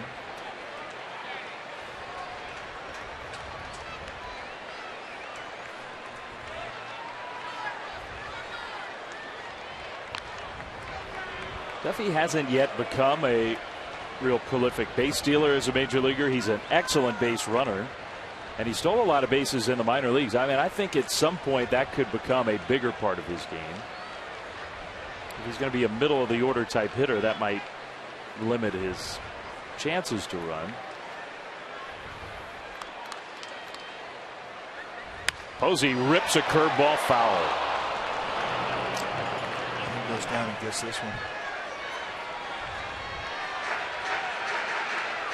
Situational hitting for Buster Posey. The runner's on, hitting 357. That ranks him 3rd in the National League. Runners in scoring position 393, and runners in scoring position with two outs. He's hitting 469. Watch that back leg drop, and that was not a hanger at all. He just went down there and squared it up.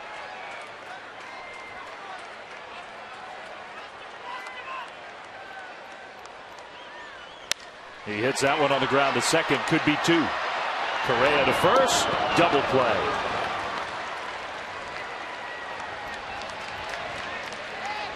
Not this time for Posey. 2 down.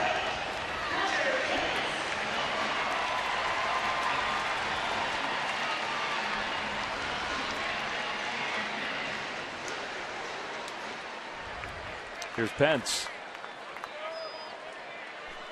0 for 6 in the 2 games so far against his former team. He just missed a couple today. He did.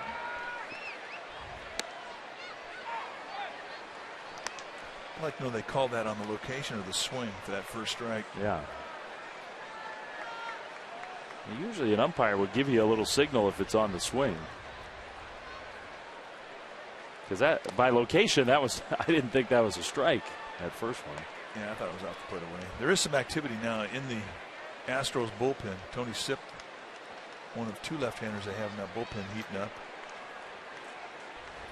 Well, I guess with the left-handed part of the lineup coming up. That's ball 2. A.J. Hinch and company just getting ready in case the Giants mount a 2-out rally. 82 pitches for Feldman, and he's been very solid. There's Sipp.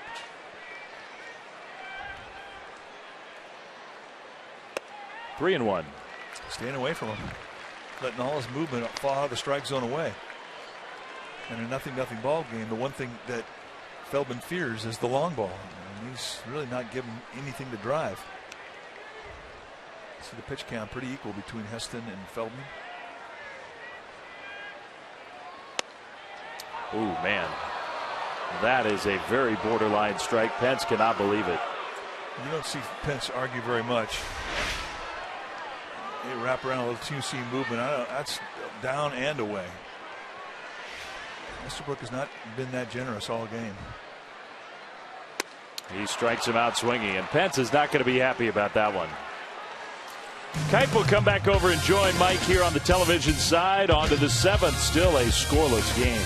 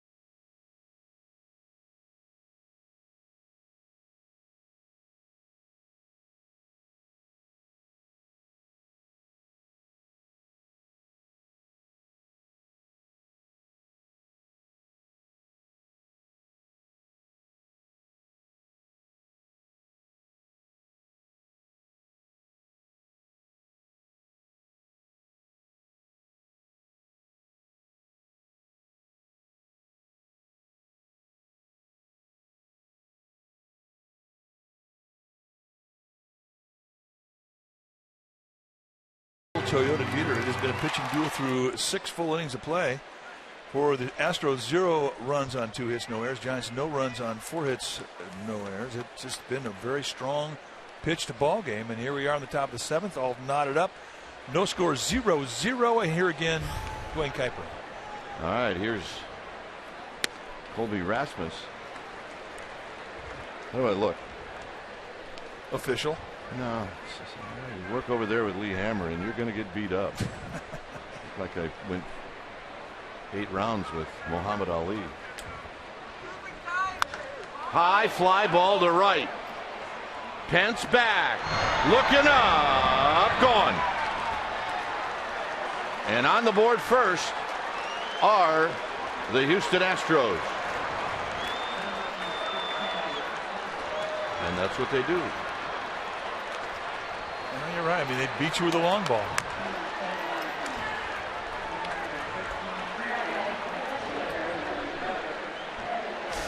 They're looking for one pitch, one side of the plate. They set the target away. It goes middle in. And he knew it right out of bed. I mean, that's just yanked. And how far out did it go? Well, it wound up in the water. So here's Gaddis, who takes one in the dirt. I don't know if it went in the water on the fly.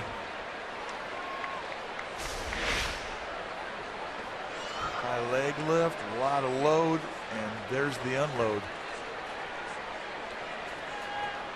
And one bounce and into McCovey Cove.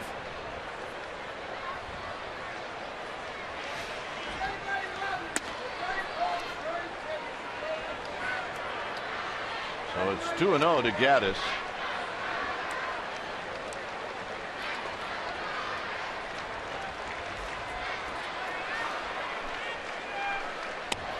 There's a strike. The home run is number 15 for Cody Rasmus. There's Aftal getting his.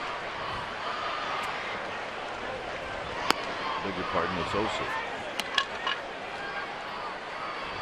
The 2-1 pitch. 3-1.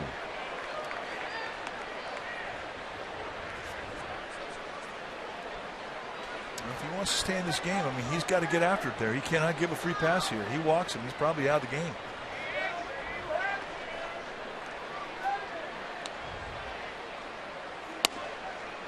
Three and two.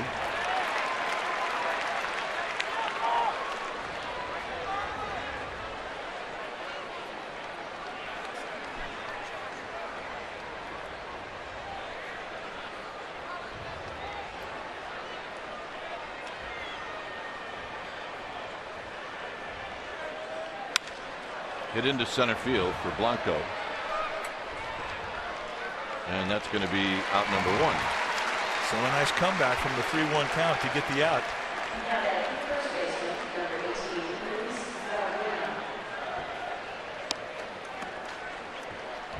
So here's Valbuena, who's bounced out and flied out.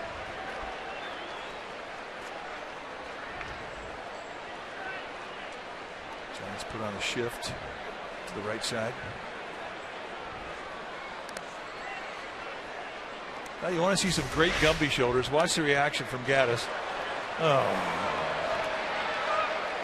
I haven't seen that in a while. Remember, he thought he was walked on the 3-1 pitch. Hitters.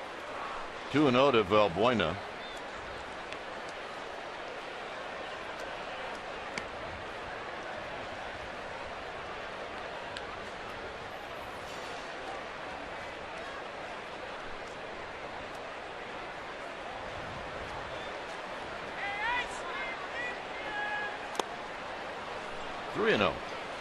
Heston pitching from behind in the count now.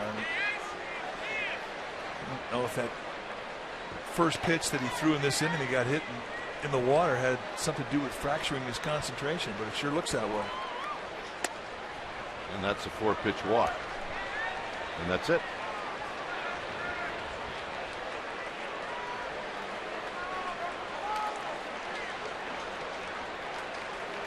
So the first pitching change in this game is going to be done by Bruce Bochy.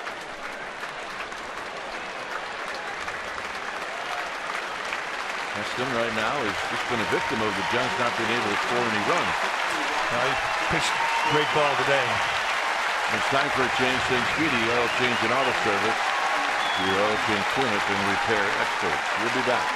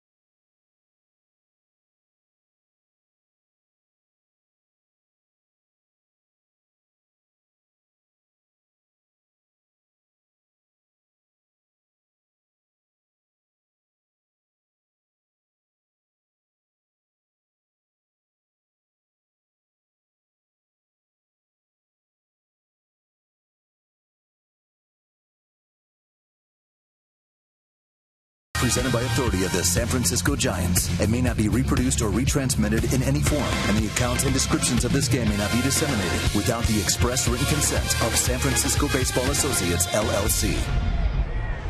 It's a 1-0 lead for the Astros. The pitcher now for the Giants will be the left-hander, one of 3 the Giants have in their bullpen, Josh Osich. A lot of time he has come in, 10 strikeouts in 9 1/3. And you're going to see mid to high 90s with the velocity on the fastball, hard slider, changeup. And it's Jason Castro with 1 out. No balls and 1 strike. 89-mile-an-hour slide ball. And there's the line on Heston. Just 3 hits allowed, 4 walks today. He won't be happy with that, but he really pitched beautifully. But trailing in this game.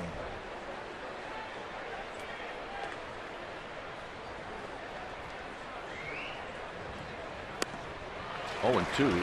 Carlos Gomez has come out on deck, so Feldman would be pinch hit for it. And he would probably maybe face that guy. 0-2.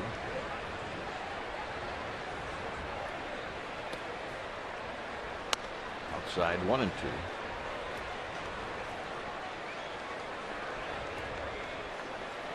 Three pitches, 3 sliders to Castro.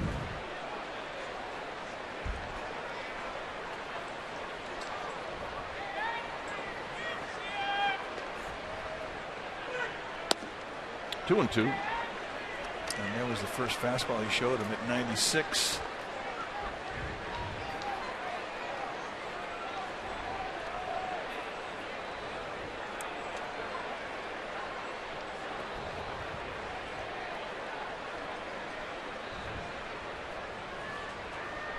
Two pitch. Here it is.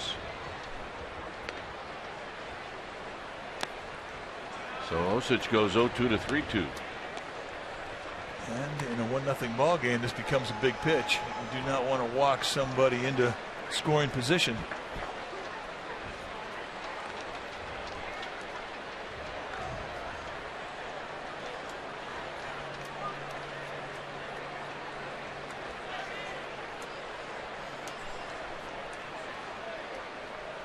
See what Valbuena does. He does not go, and that's tapped foul.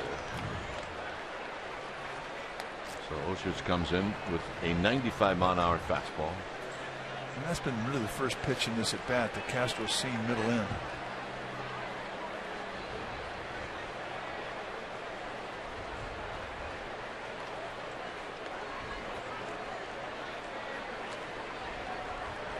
So Osich will have to come into the strike zone again. And he rolls it foul, and he does come in again, and it remains 3-2.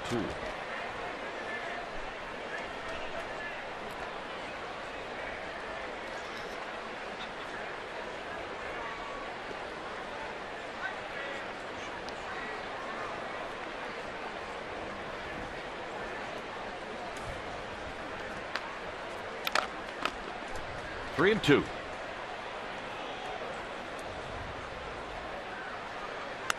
And he walked them.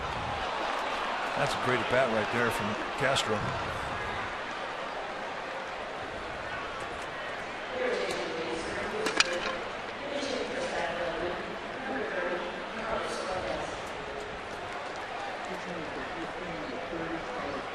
So Gomez was announced. And Bruce Bochy is going to bring in Cantos. 1-0. Houston, we'll be back.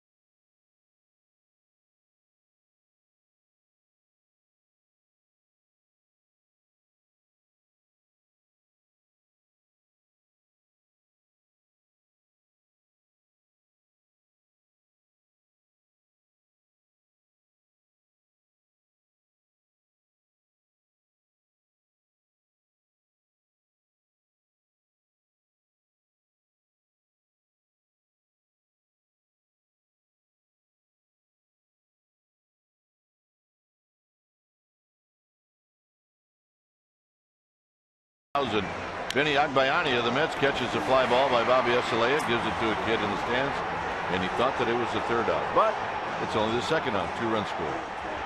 Benny. Benny from Hawaii wore the number 50 because of the fact that Hawaii was the 50th state. I need that ball back, kid. And the kid said, hey, you ain't getting it back. Larry Walker did it. It happens. In Los Angeles.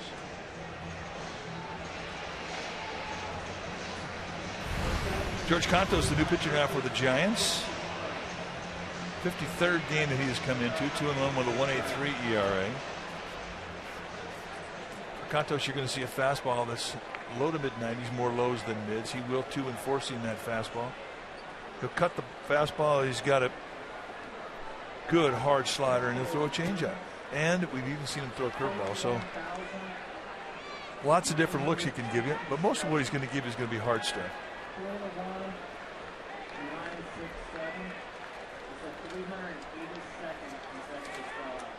So here's Gomez. You got to be careful on the first pitch with Gomez as he takes low, 1 ball and no strikes. Gomez last night against Bumgarner singled in his first at bat, and then after that he was retired 3 straight times.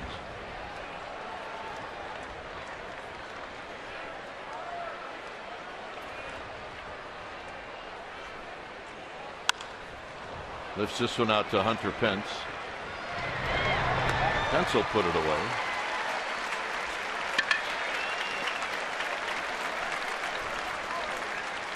Two outs.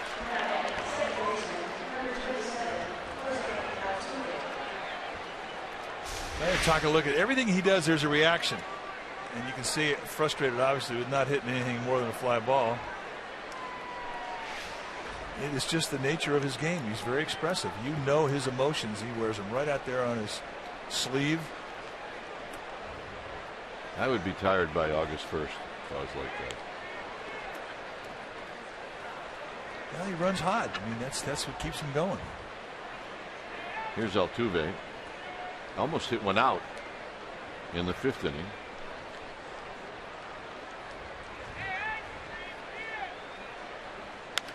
Off the end of the bat, foul.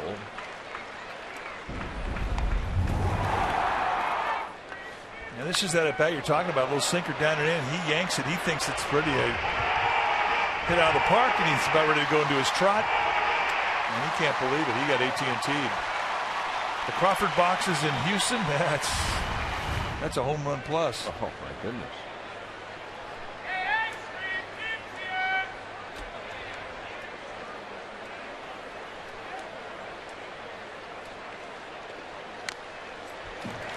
And get Conto staying away. It's 0-2. The ball he hit that you just saw, the ball Maxwell caught, was middle in. So he jumped all over that. This at bat, nope, he pitches away. Away. 5'6". About the same size Joe Morgan was. Not a lot of strike zone to throw to. This guy nowhere near as disciplined as Joe Morgan was. He'll swing it anyhow.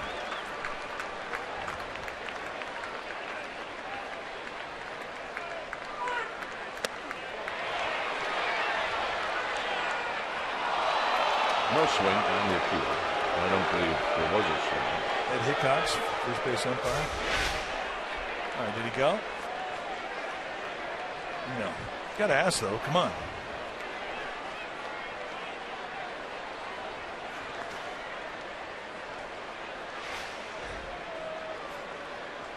When you look at his size, look how far he stands off the plate. He's quite a ways off. He dives into the plate. You wouldn't think a guy his size could even get to an outside pitch from that stance, but he does.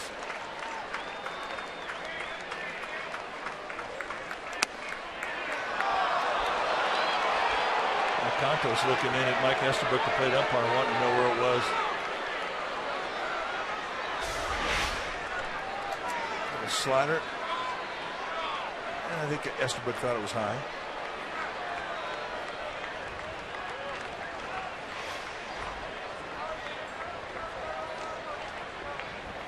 And George Cantos gave him his best "you're killing me" look. Well, he's got to make another pitch. It's 2-2.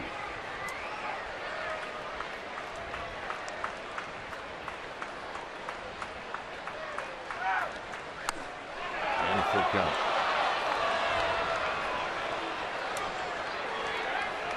Now the runners will be on the move.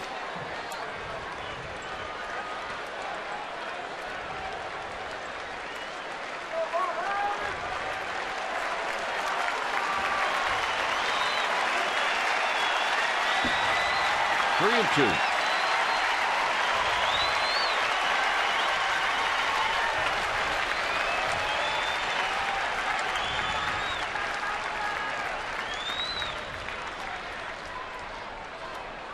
Will slow things down.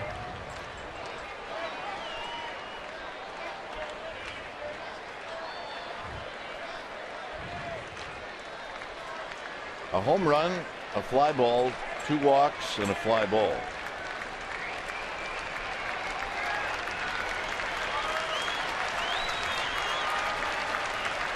Runners go. On the ground to Crawford. Crawford's only play will be at first, and that'll end the inning. Giants trail 1-0.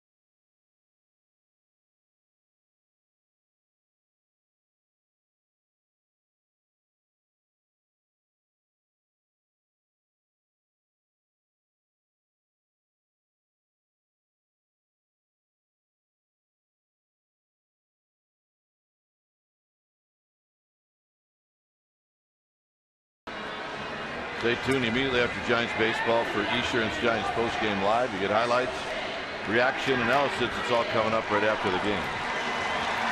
1-0 Houston. When it's time for a change, things speedy. Oil change and auto service. Your oil change tune-up and repair experts. Oliver Perez, the new pitcher now for the Houston Astros. Saw him in last night's ball game. Combined with the Astros and the Diamondbacks, 2-1 with a 3.03 ERA. And look at the strikeouts, 38 in 29 2/3. Basically a 2-pitch guy. But that doesn't even begin to explain the funkiness you're going to see. Lots of quirkiness in the way that he comes at you. Low 90s fastball, hard slider, and it's a good one. And it's Belt. And Belt will take a strike. Tucker goes from right to left. Jake Marisnick comes in the game to play right field.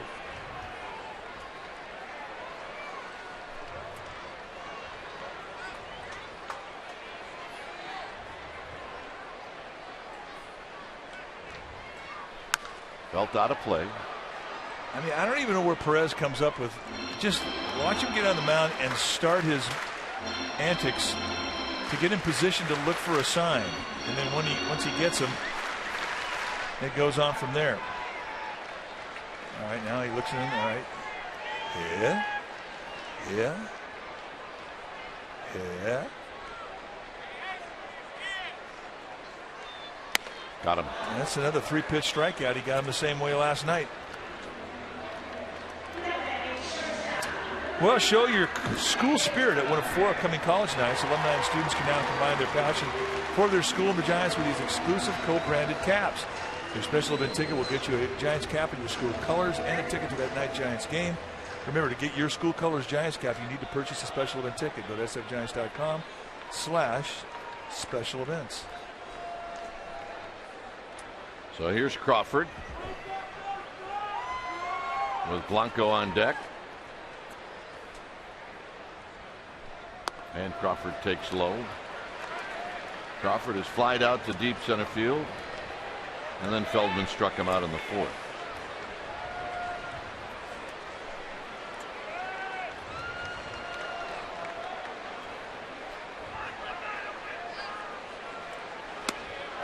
Perez is making stuff up. He lifted his leg and just kind of hung there for a second. I mean, these are things you can't help but notice if you're in the batter's box. Watch the glove. And then kind of flick the glove a little bit, twist it.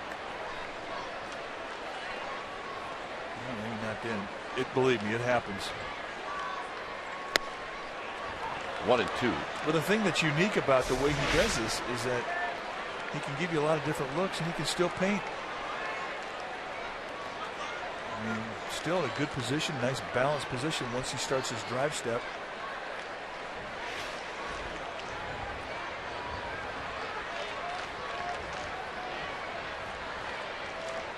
And the 1-2 to Crawford. Crawford holds up, 2 balls, 2 strikes. And he's got some creativity too with the breaking ball in the speeds that he'll give you with the breaking ball. He can throw it hard, he can take some speed off, he can lower his arm angle and flatten it out and go wide.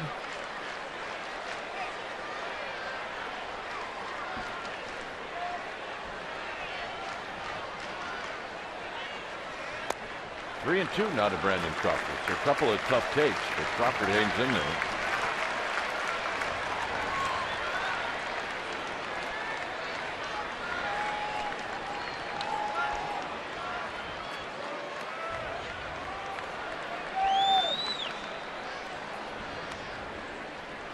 Here's the payoff to Brandon Crawford.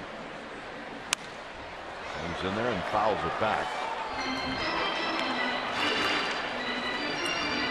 94-mile-an-hour fastball challenge.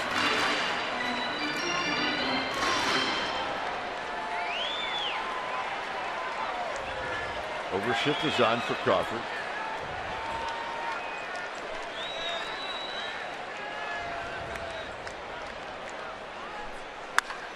Down the right field line. Into the corner and off archway number 1, and it kicks away from Marisnik. Crawford's going to head into second with a double. Wait it back. Yeah, he's done that a lot this year.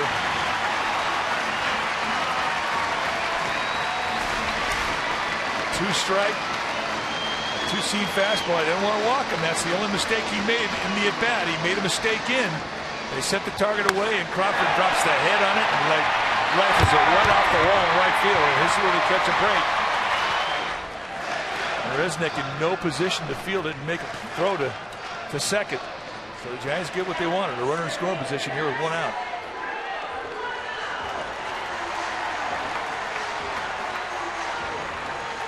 So here's Blanco.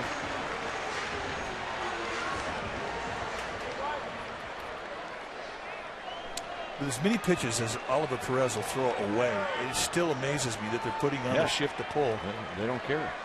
To Blanco.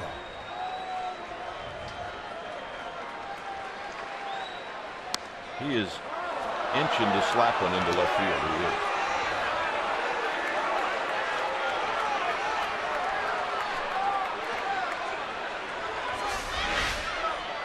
With a flat breaking ball up. Called a strike. Bruce Bochy did not agree from the Giants dugout.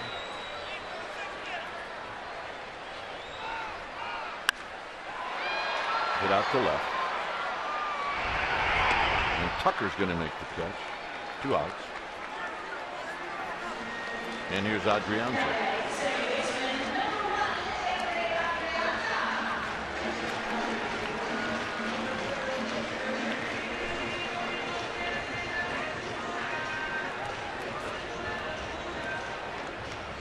So A.J. Hinch is out. We're going to get a new pitcher.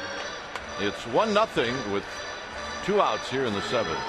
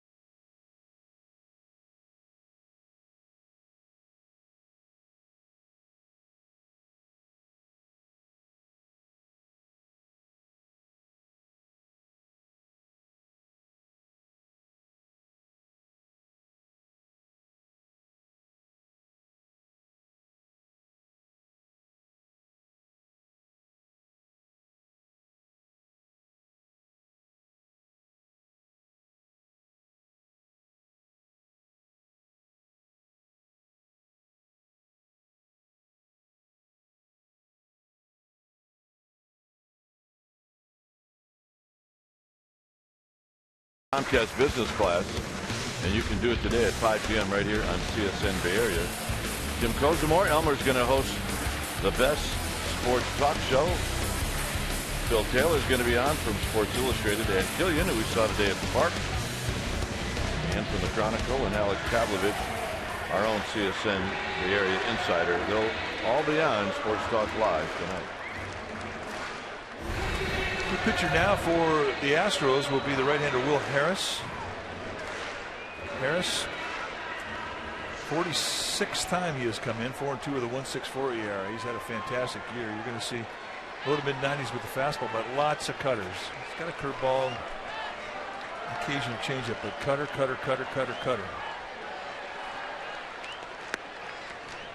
Curveball stealing strike one. He's going to try and get inside on the hands of Adrianza.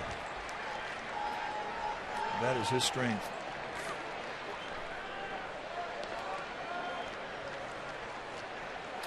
So it's 0-1. Wrap to second. Altuve will make the play, and that'll end the inning. 8th inning coming up. 1-0 Houston.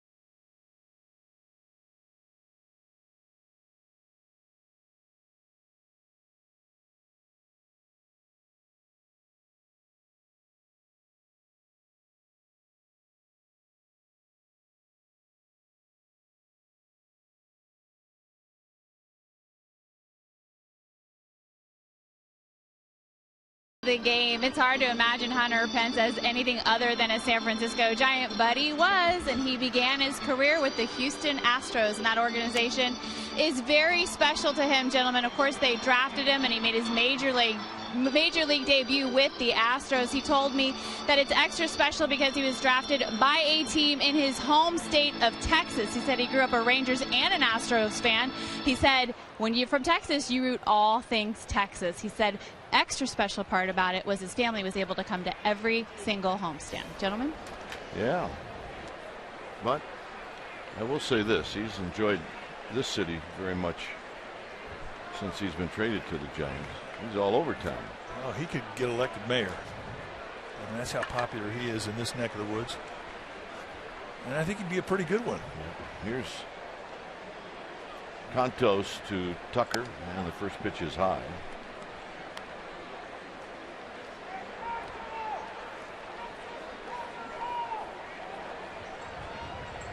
Tucker is 0 for 2. He drew a walk to open up the 6th inning.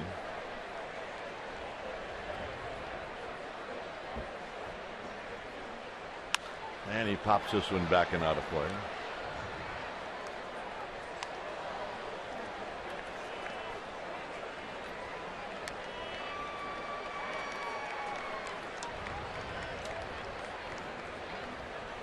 On deck is Correa. We're in the 8th. Giants trail by 1 run. It's 1-0 Houston.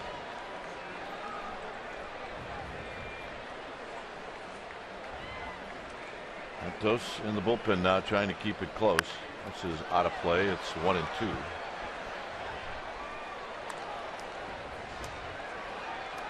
1-0 ball games. I mean, every pitch is so important. Every out so important, but especially the first out of an inning.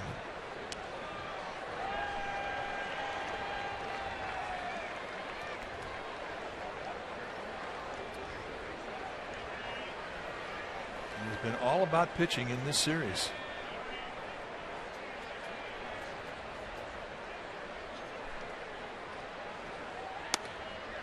Very close, 2-2. The San Francisco Bell is departing. Came by to say hello, and now it's taking a hike.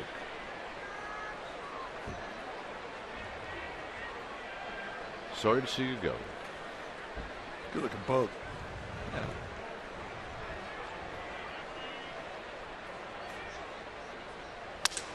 Breaks his bat, and he's got a base hit.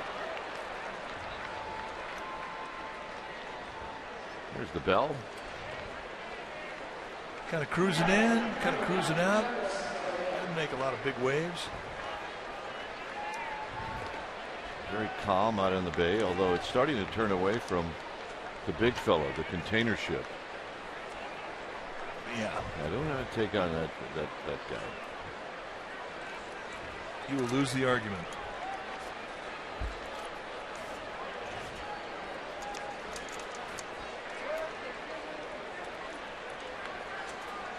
So here's Correa. Correa is 1 for 3. And that got Buster Posey on the foot, I believe. It did. Right foot. So did you get the right of way out in the water if your vessel is bigger than everybody else's? Oh yeah, boats are like fish. Bigger the fish, the more you have to look out. Bigger the boat, just best go the other way.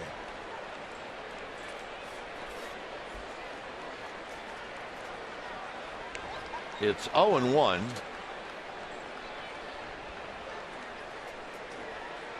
To the youngster, Carlos Correa.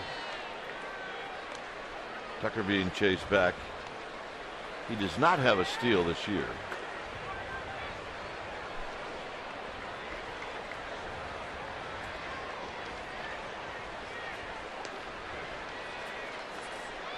Hatfield getting loose. Out of play, another again 2. And that was a knee-high, nasty slider in the outside corner, an 0-1 count. And Correa swung at that, and he was ticked off at himself for not doing more with the pitch. That was not a hanger. tall hitter, 6'4". I mean, he's built for middle away. Javier Lopez heating up. I believe I said Affelt, so it's Lopez. I've been 0 for 2 in the Affelt department. Well, they're all left-handed. Squirts away from Posey, but he gets on it quick.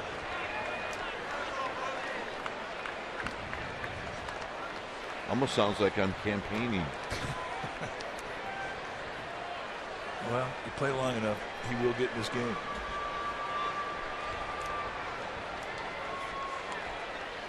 One ball and 2 strikes.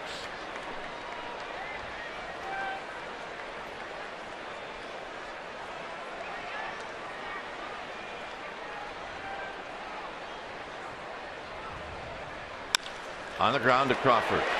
Crawford to Adrianza, and that's a double play.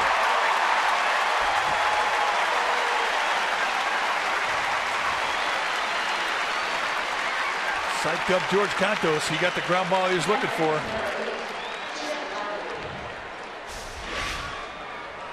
And with Correa's speed, it's never a guarantee. It's the 7th time this year he's hit into a double play. But a perfect feed from Crawford. And a nice turn from Adrianza. Man.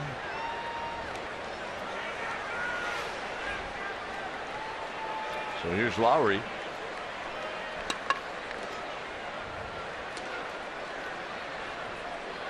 And Lowry takes a strike.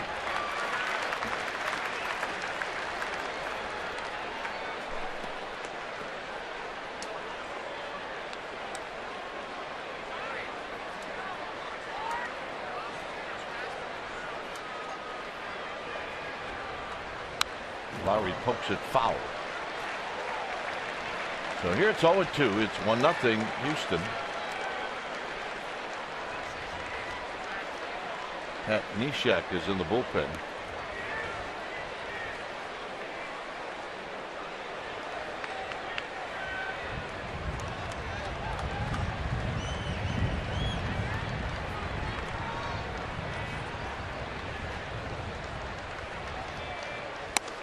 High fastball, 1-2. High fastball just to clean the palate of the eye. Sets up a breaking ball down in dirt, 1-2. Here's Neshek. Who has his own brand of funkiness. And he does.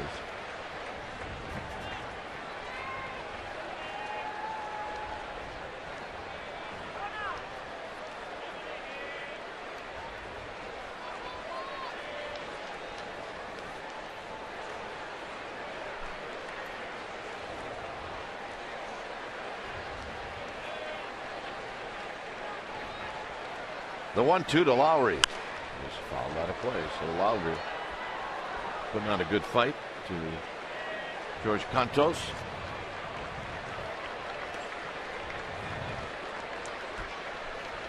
Bright sunny day. A day for hats. Short sleeve day. San Franciscans love their day baseball.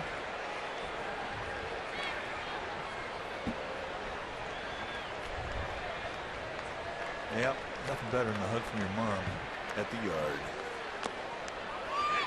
And there's the breaking ball in the dirt, but nice take there from Lowry.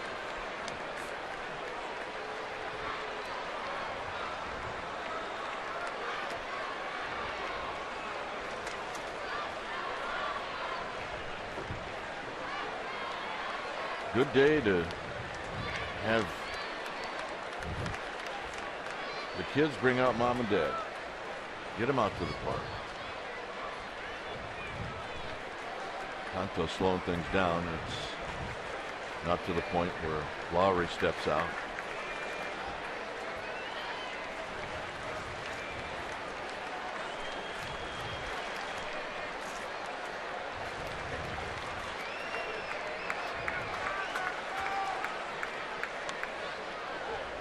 The 2-2 pitch. Here it is.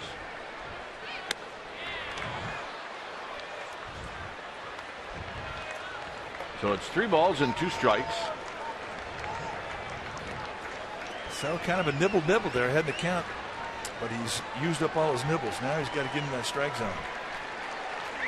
Rasmus, who is really the offense in this game today. A solo shot home run on deck.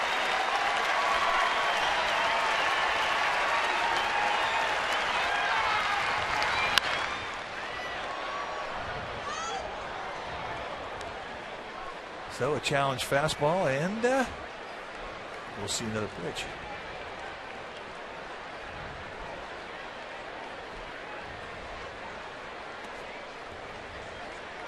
And this pitch would be number 25 for Cantos. He just did a good job of getting out of the inning in the 7th.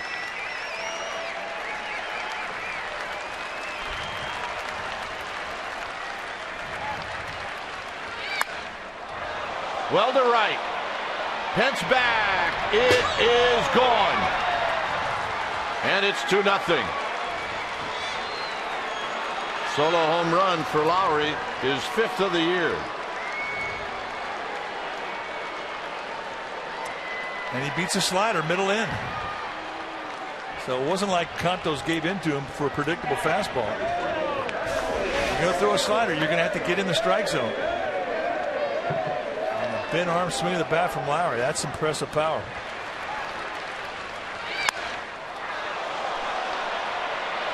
And there's not a lot you can do if you're Hunter Pence. So this is going to be a double switch.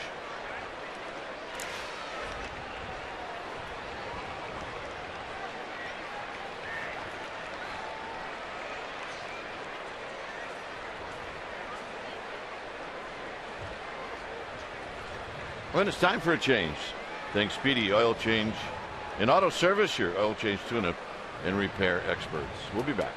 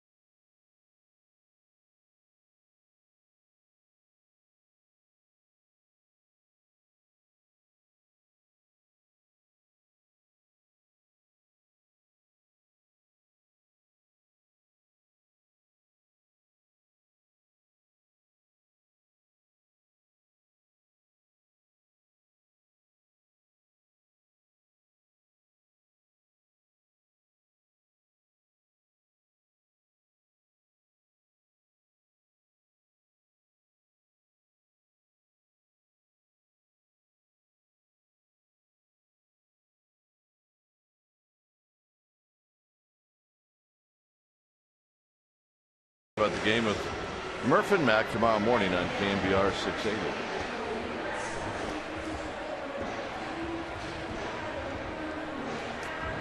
So it's 2-0. And Lopez is the new pitcher. Take a look at the numbers for Javier Lopez. 55th time he's come in. He's thrown 30 innings on the year. He's allowed 21 hits. He struck out 17 against 8 walks.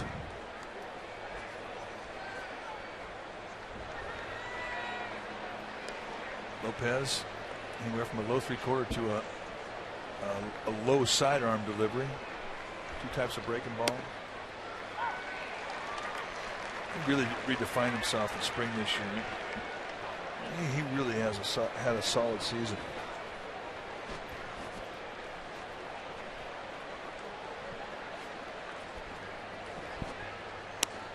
And another strike to Rasmus, who parked one over the arcade in right field in the 7th inning.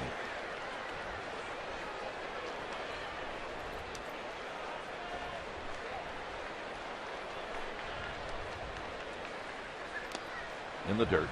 1-2. Look at this location. A mistake. one of the few mistakes that Chris Heston made all day. I mean, they set the target away, it goes up and in. And on a day when your team has not scored a run, that becomes a big mistake. But Heston threw the ball well. So Rasmus will take a hike. Giants coming up 2-0 Astros.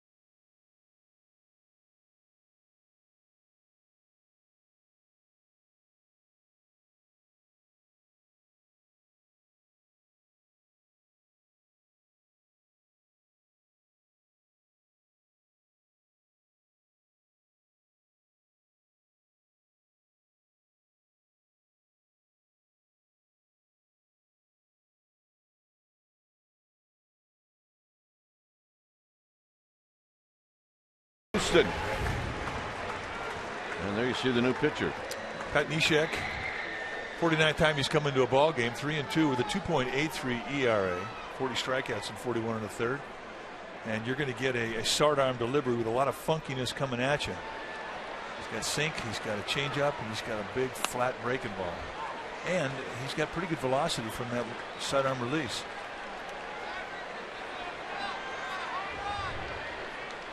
Well, remember the last time he pitched here? I do. In NLCS, he came in trying to protect a 1-run lead. Gave up a home run to Michael Morse. Right into that gate down the left field line. Take a look at what you have to look at. He stands almost on top of the rubber. It's a little toe push off the rubber, but kind of drops down and comes at you with a jumpy sidearm delivery. I mean, that is herky jerk, pure and simple.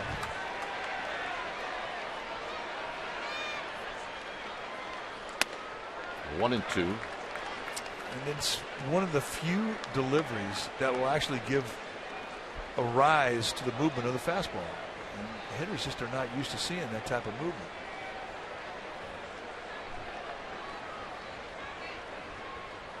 Got him. So one out here in the 8th. And here's Maxwell.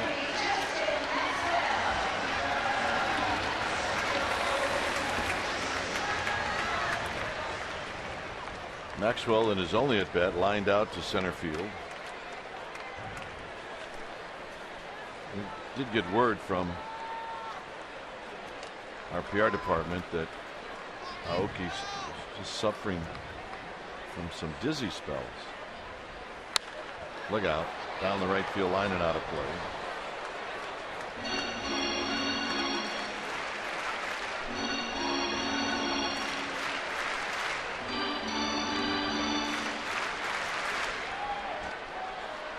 And I'm sure it had everything to do with being hit in the head on Sunday in Chicago. So here it's 0-1 to Justin Maxwell. If that's a strike, then I got to move up closer to the plate.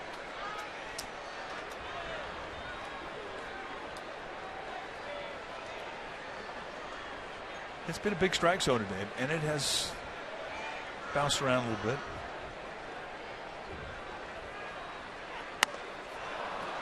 Two down in the 8th. And he comes at him with a rising breaking ball.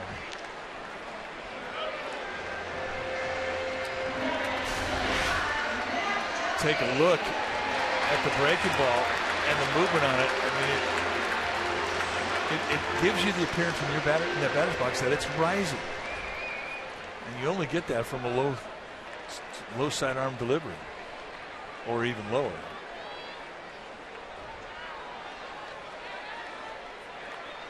So here's Duffy.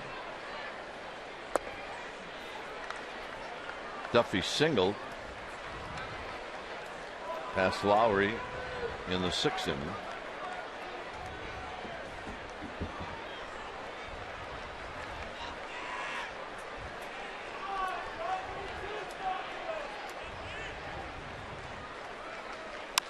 Duffy hits a high fly ball left center field.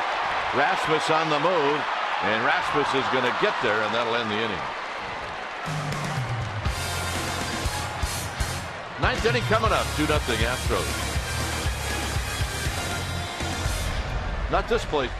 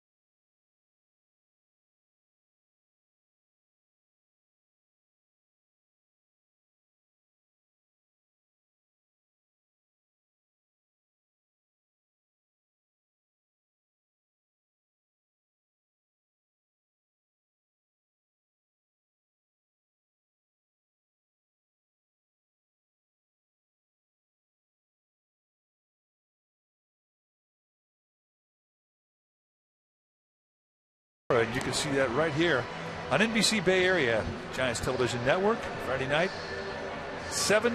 You'll see the Giants pregame live at 6:30, and you'll see it right here on CSN Bay Area.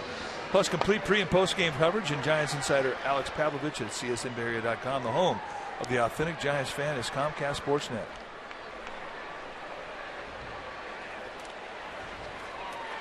So Lopez is going to stay out there, and he'll be facing a pinch hitter, and it's Marwin Gonzalez.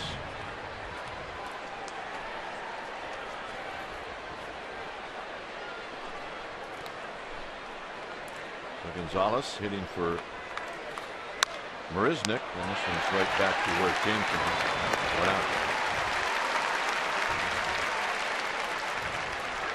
And that'll bring up Bueno.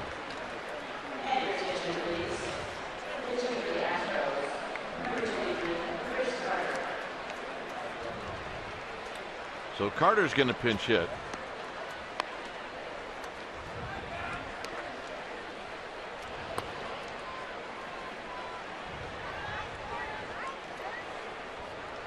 Sergio Romo finishing off his throws.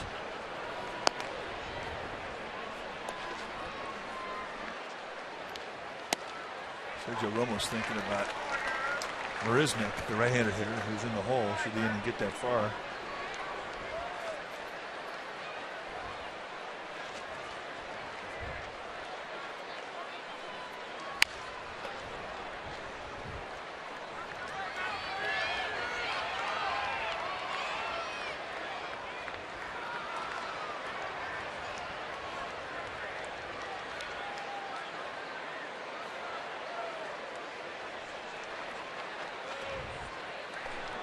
So it's 0-2 to Carter.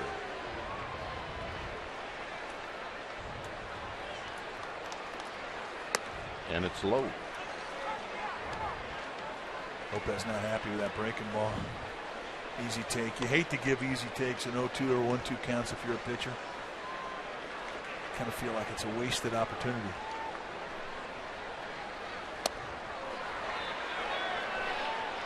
Better pitch. And Hickok says no. He did not swing.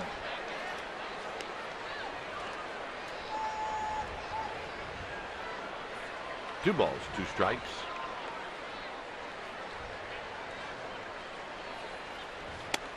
And a full count. So 0-2 to a 3-2.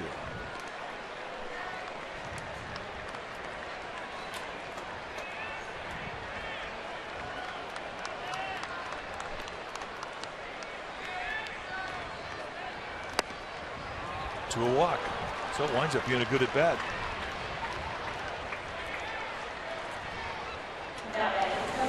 Well, don't forget to check out Sportsnet Central tonight right after Giants both game live right here on Comcast Sportsnet Bay Area. Well, it hasn't hurt the Giants so far in this game. That's the 6th walk. So here's Castro. You're right. So far the walks have not haunted.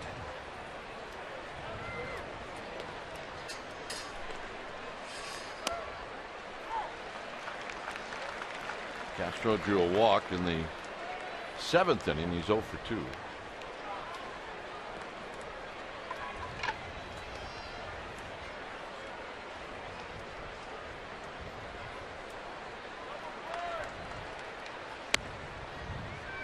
One ball and one strike. And there is the right-handed hitting Marisnik. Romo has stopped throwing in the Giants bullpen. He's ready if called upon.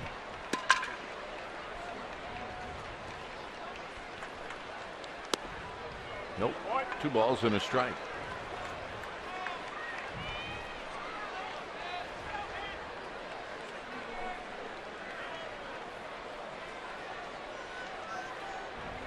Carter, who drew the walk with 1 out. Waits on the 2-1 pitch. Here it is. Bruce Bochy's got his hands on his hips. Well, and Mike Estabrook giving him a long stare. Called that pitch a little bit low.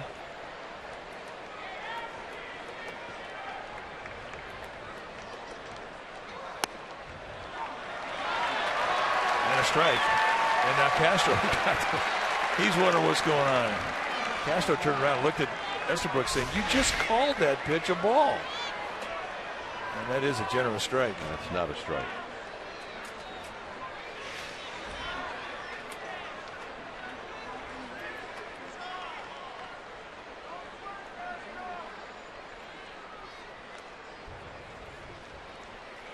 Well, you definitely can influence an umpire from a dugout. I mean, that's something that's been going on for a long time.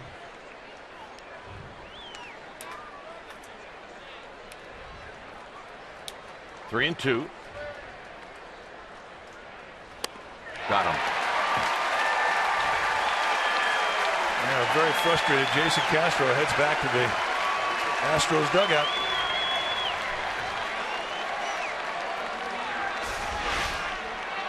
And take a look at strike 3. He goes down and in, and Castro's figuring, I got to swing at it. I cannot trust the umpire. So a big out. When it's time for a change, think Speedy Oil Change and Auto Service, your oil change tune-up and repair experts. Romo coming in. Hey,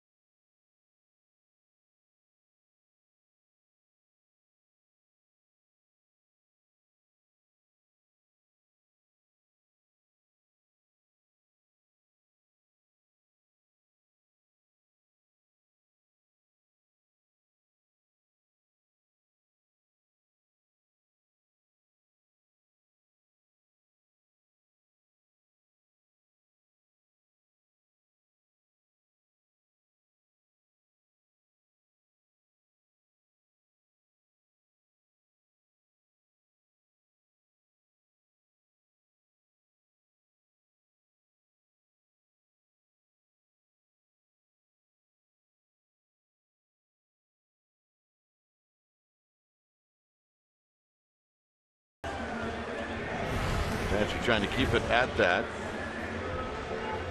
before they come up to bat in the bottom half, and it'll be Jake Marisnick who will bat for the first time. The numbers for Romo, 48th game that he's come into, 51 strikeouts in 36 2/3. For Romo, that low 3/4 release, 2 types of fastball, a slider and a changeup.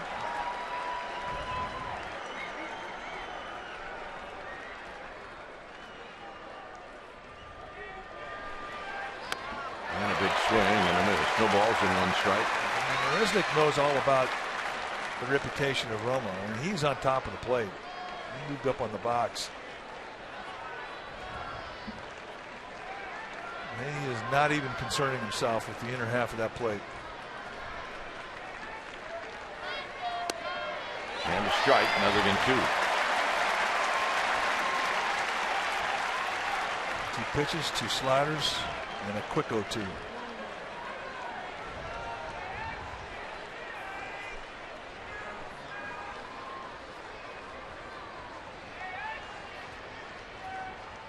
And a quick toss, and Carter's back.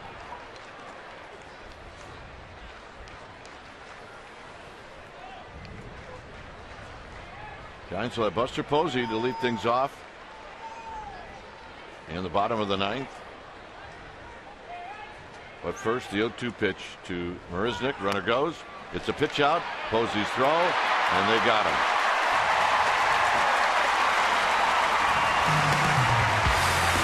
Posey, Pence, Belt, all coming up.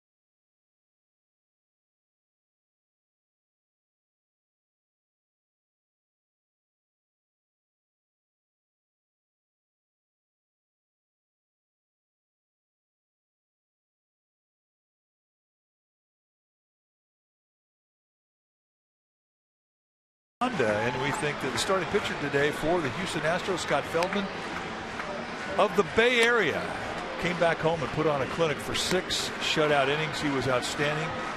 We're going to make him our player of the game. Brought to you by Honda. When it's time for a change, think Speedy. Oil change and auto service, your oil change tune-up and repair experts. So the closer now for the Astros coming into the ball game, Luke Gregerson. He's had 27 opportunities to save a game. He has succeeded 22 times. 37 strikeouts against 10 walks in 42 innings. And you're going to see a low 90s fastball. He will cut, sink it, and a hard slider. It's a good one. It's been his bread and butter. And basically a sinker slider guy. He's got a changeup and a curveball that he'll show you occasionally. But if he's going to get beat, it's going to be with his 2 best pitches. Marwin Gonzalez stays in the game. He's over at first base. And Gregerson will take on the heart of the Giants lineup. So here's Buster Posey. Buster's 1 for 3.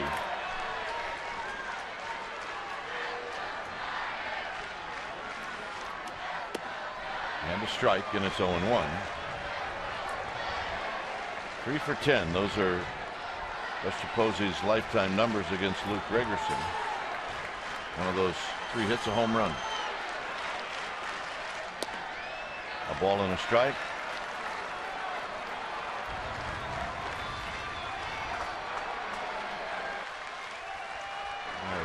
run was the clinch game in 2010, the last game of the year. 1-2.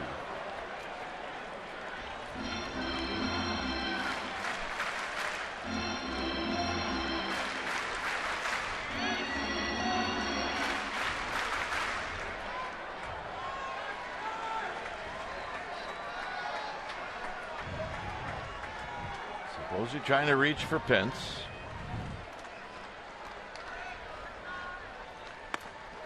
Two and two. Soft stuff away. Soft stuff away. Hunter Pence. Chalk it up.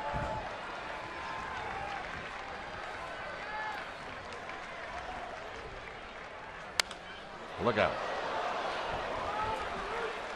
Kind of a defensive swing there from Posey.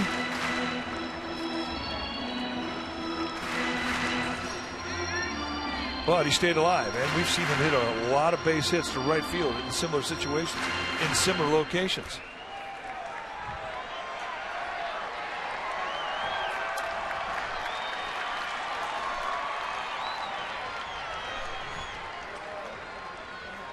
And the 2-2 pitch. Tap to first. Gonzalez will run to the bag. One out. And that'll bring up Hunter Pence.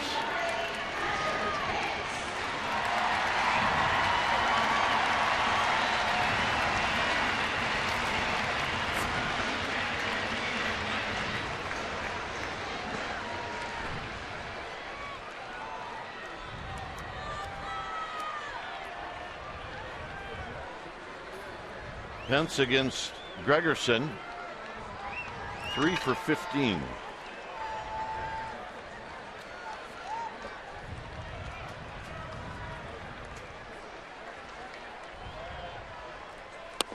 Big swing. Ain't gonna miss.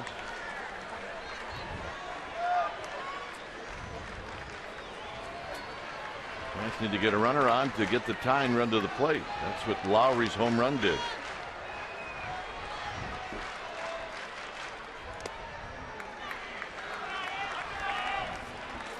And the guy that's hit a lot of them lately is on deck. So Giants would like to see that play out.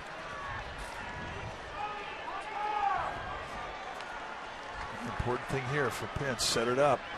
Let Belt step in that batter's box and be the tying run.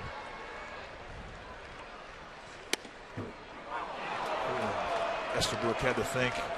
That's about 3 pitches that he has called that have been borderline on that outside corner against Hunter Pence today.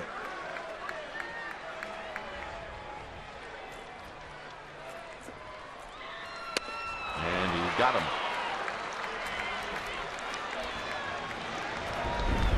Belt hit 2 home runs last night. And this was the first run to center field. Kazmir knew it. I don't believe he thought this one was going to go. But that had a lot of backspin on it.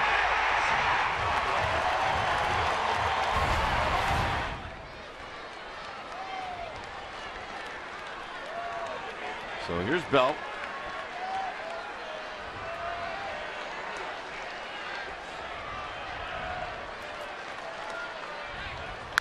And Belt lifts this one into left center field. Rasmus is there, and that's the ball game. So in this short 2-game series, the Giants win last night, and the Astros behind Scott Feldman in the bullpen this afternoon here at AT&T Park. Mike, they shut out the Giants. Well, and it has been all about pitching. I mean, and the season series of these two teams, in the 4 games they played each other, they split 2-2. And just a well-played game, well-pitched ball game. And the long ball, the home run, really, which is the signature of the Houston Astros, proved to be the difference in this ball game. And it was it kind of takes away from a good outing from Chris Eston. He did not deserve to be the losing pitcher. Final score: Astros 2, Giants nothing.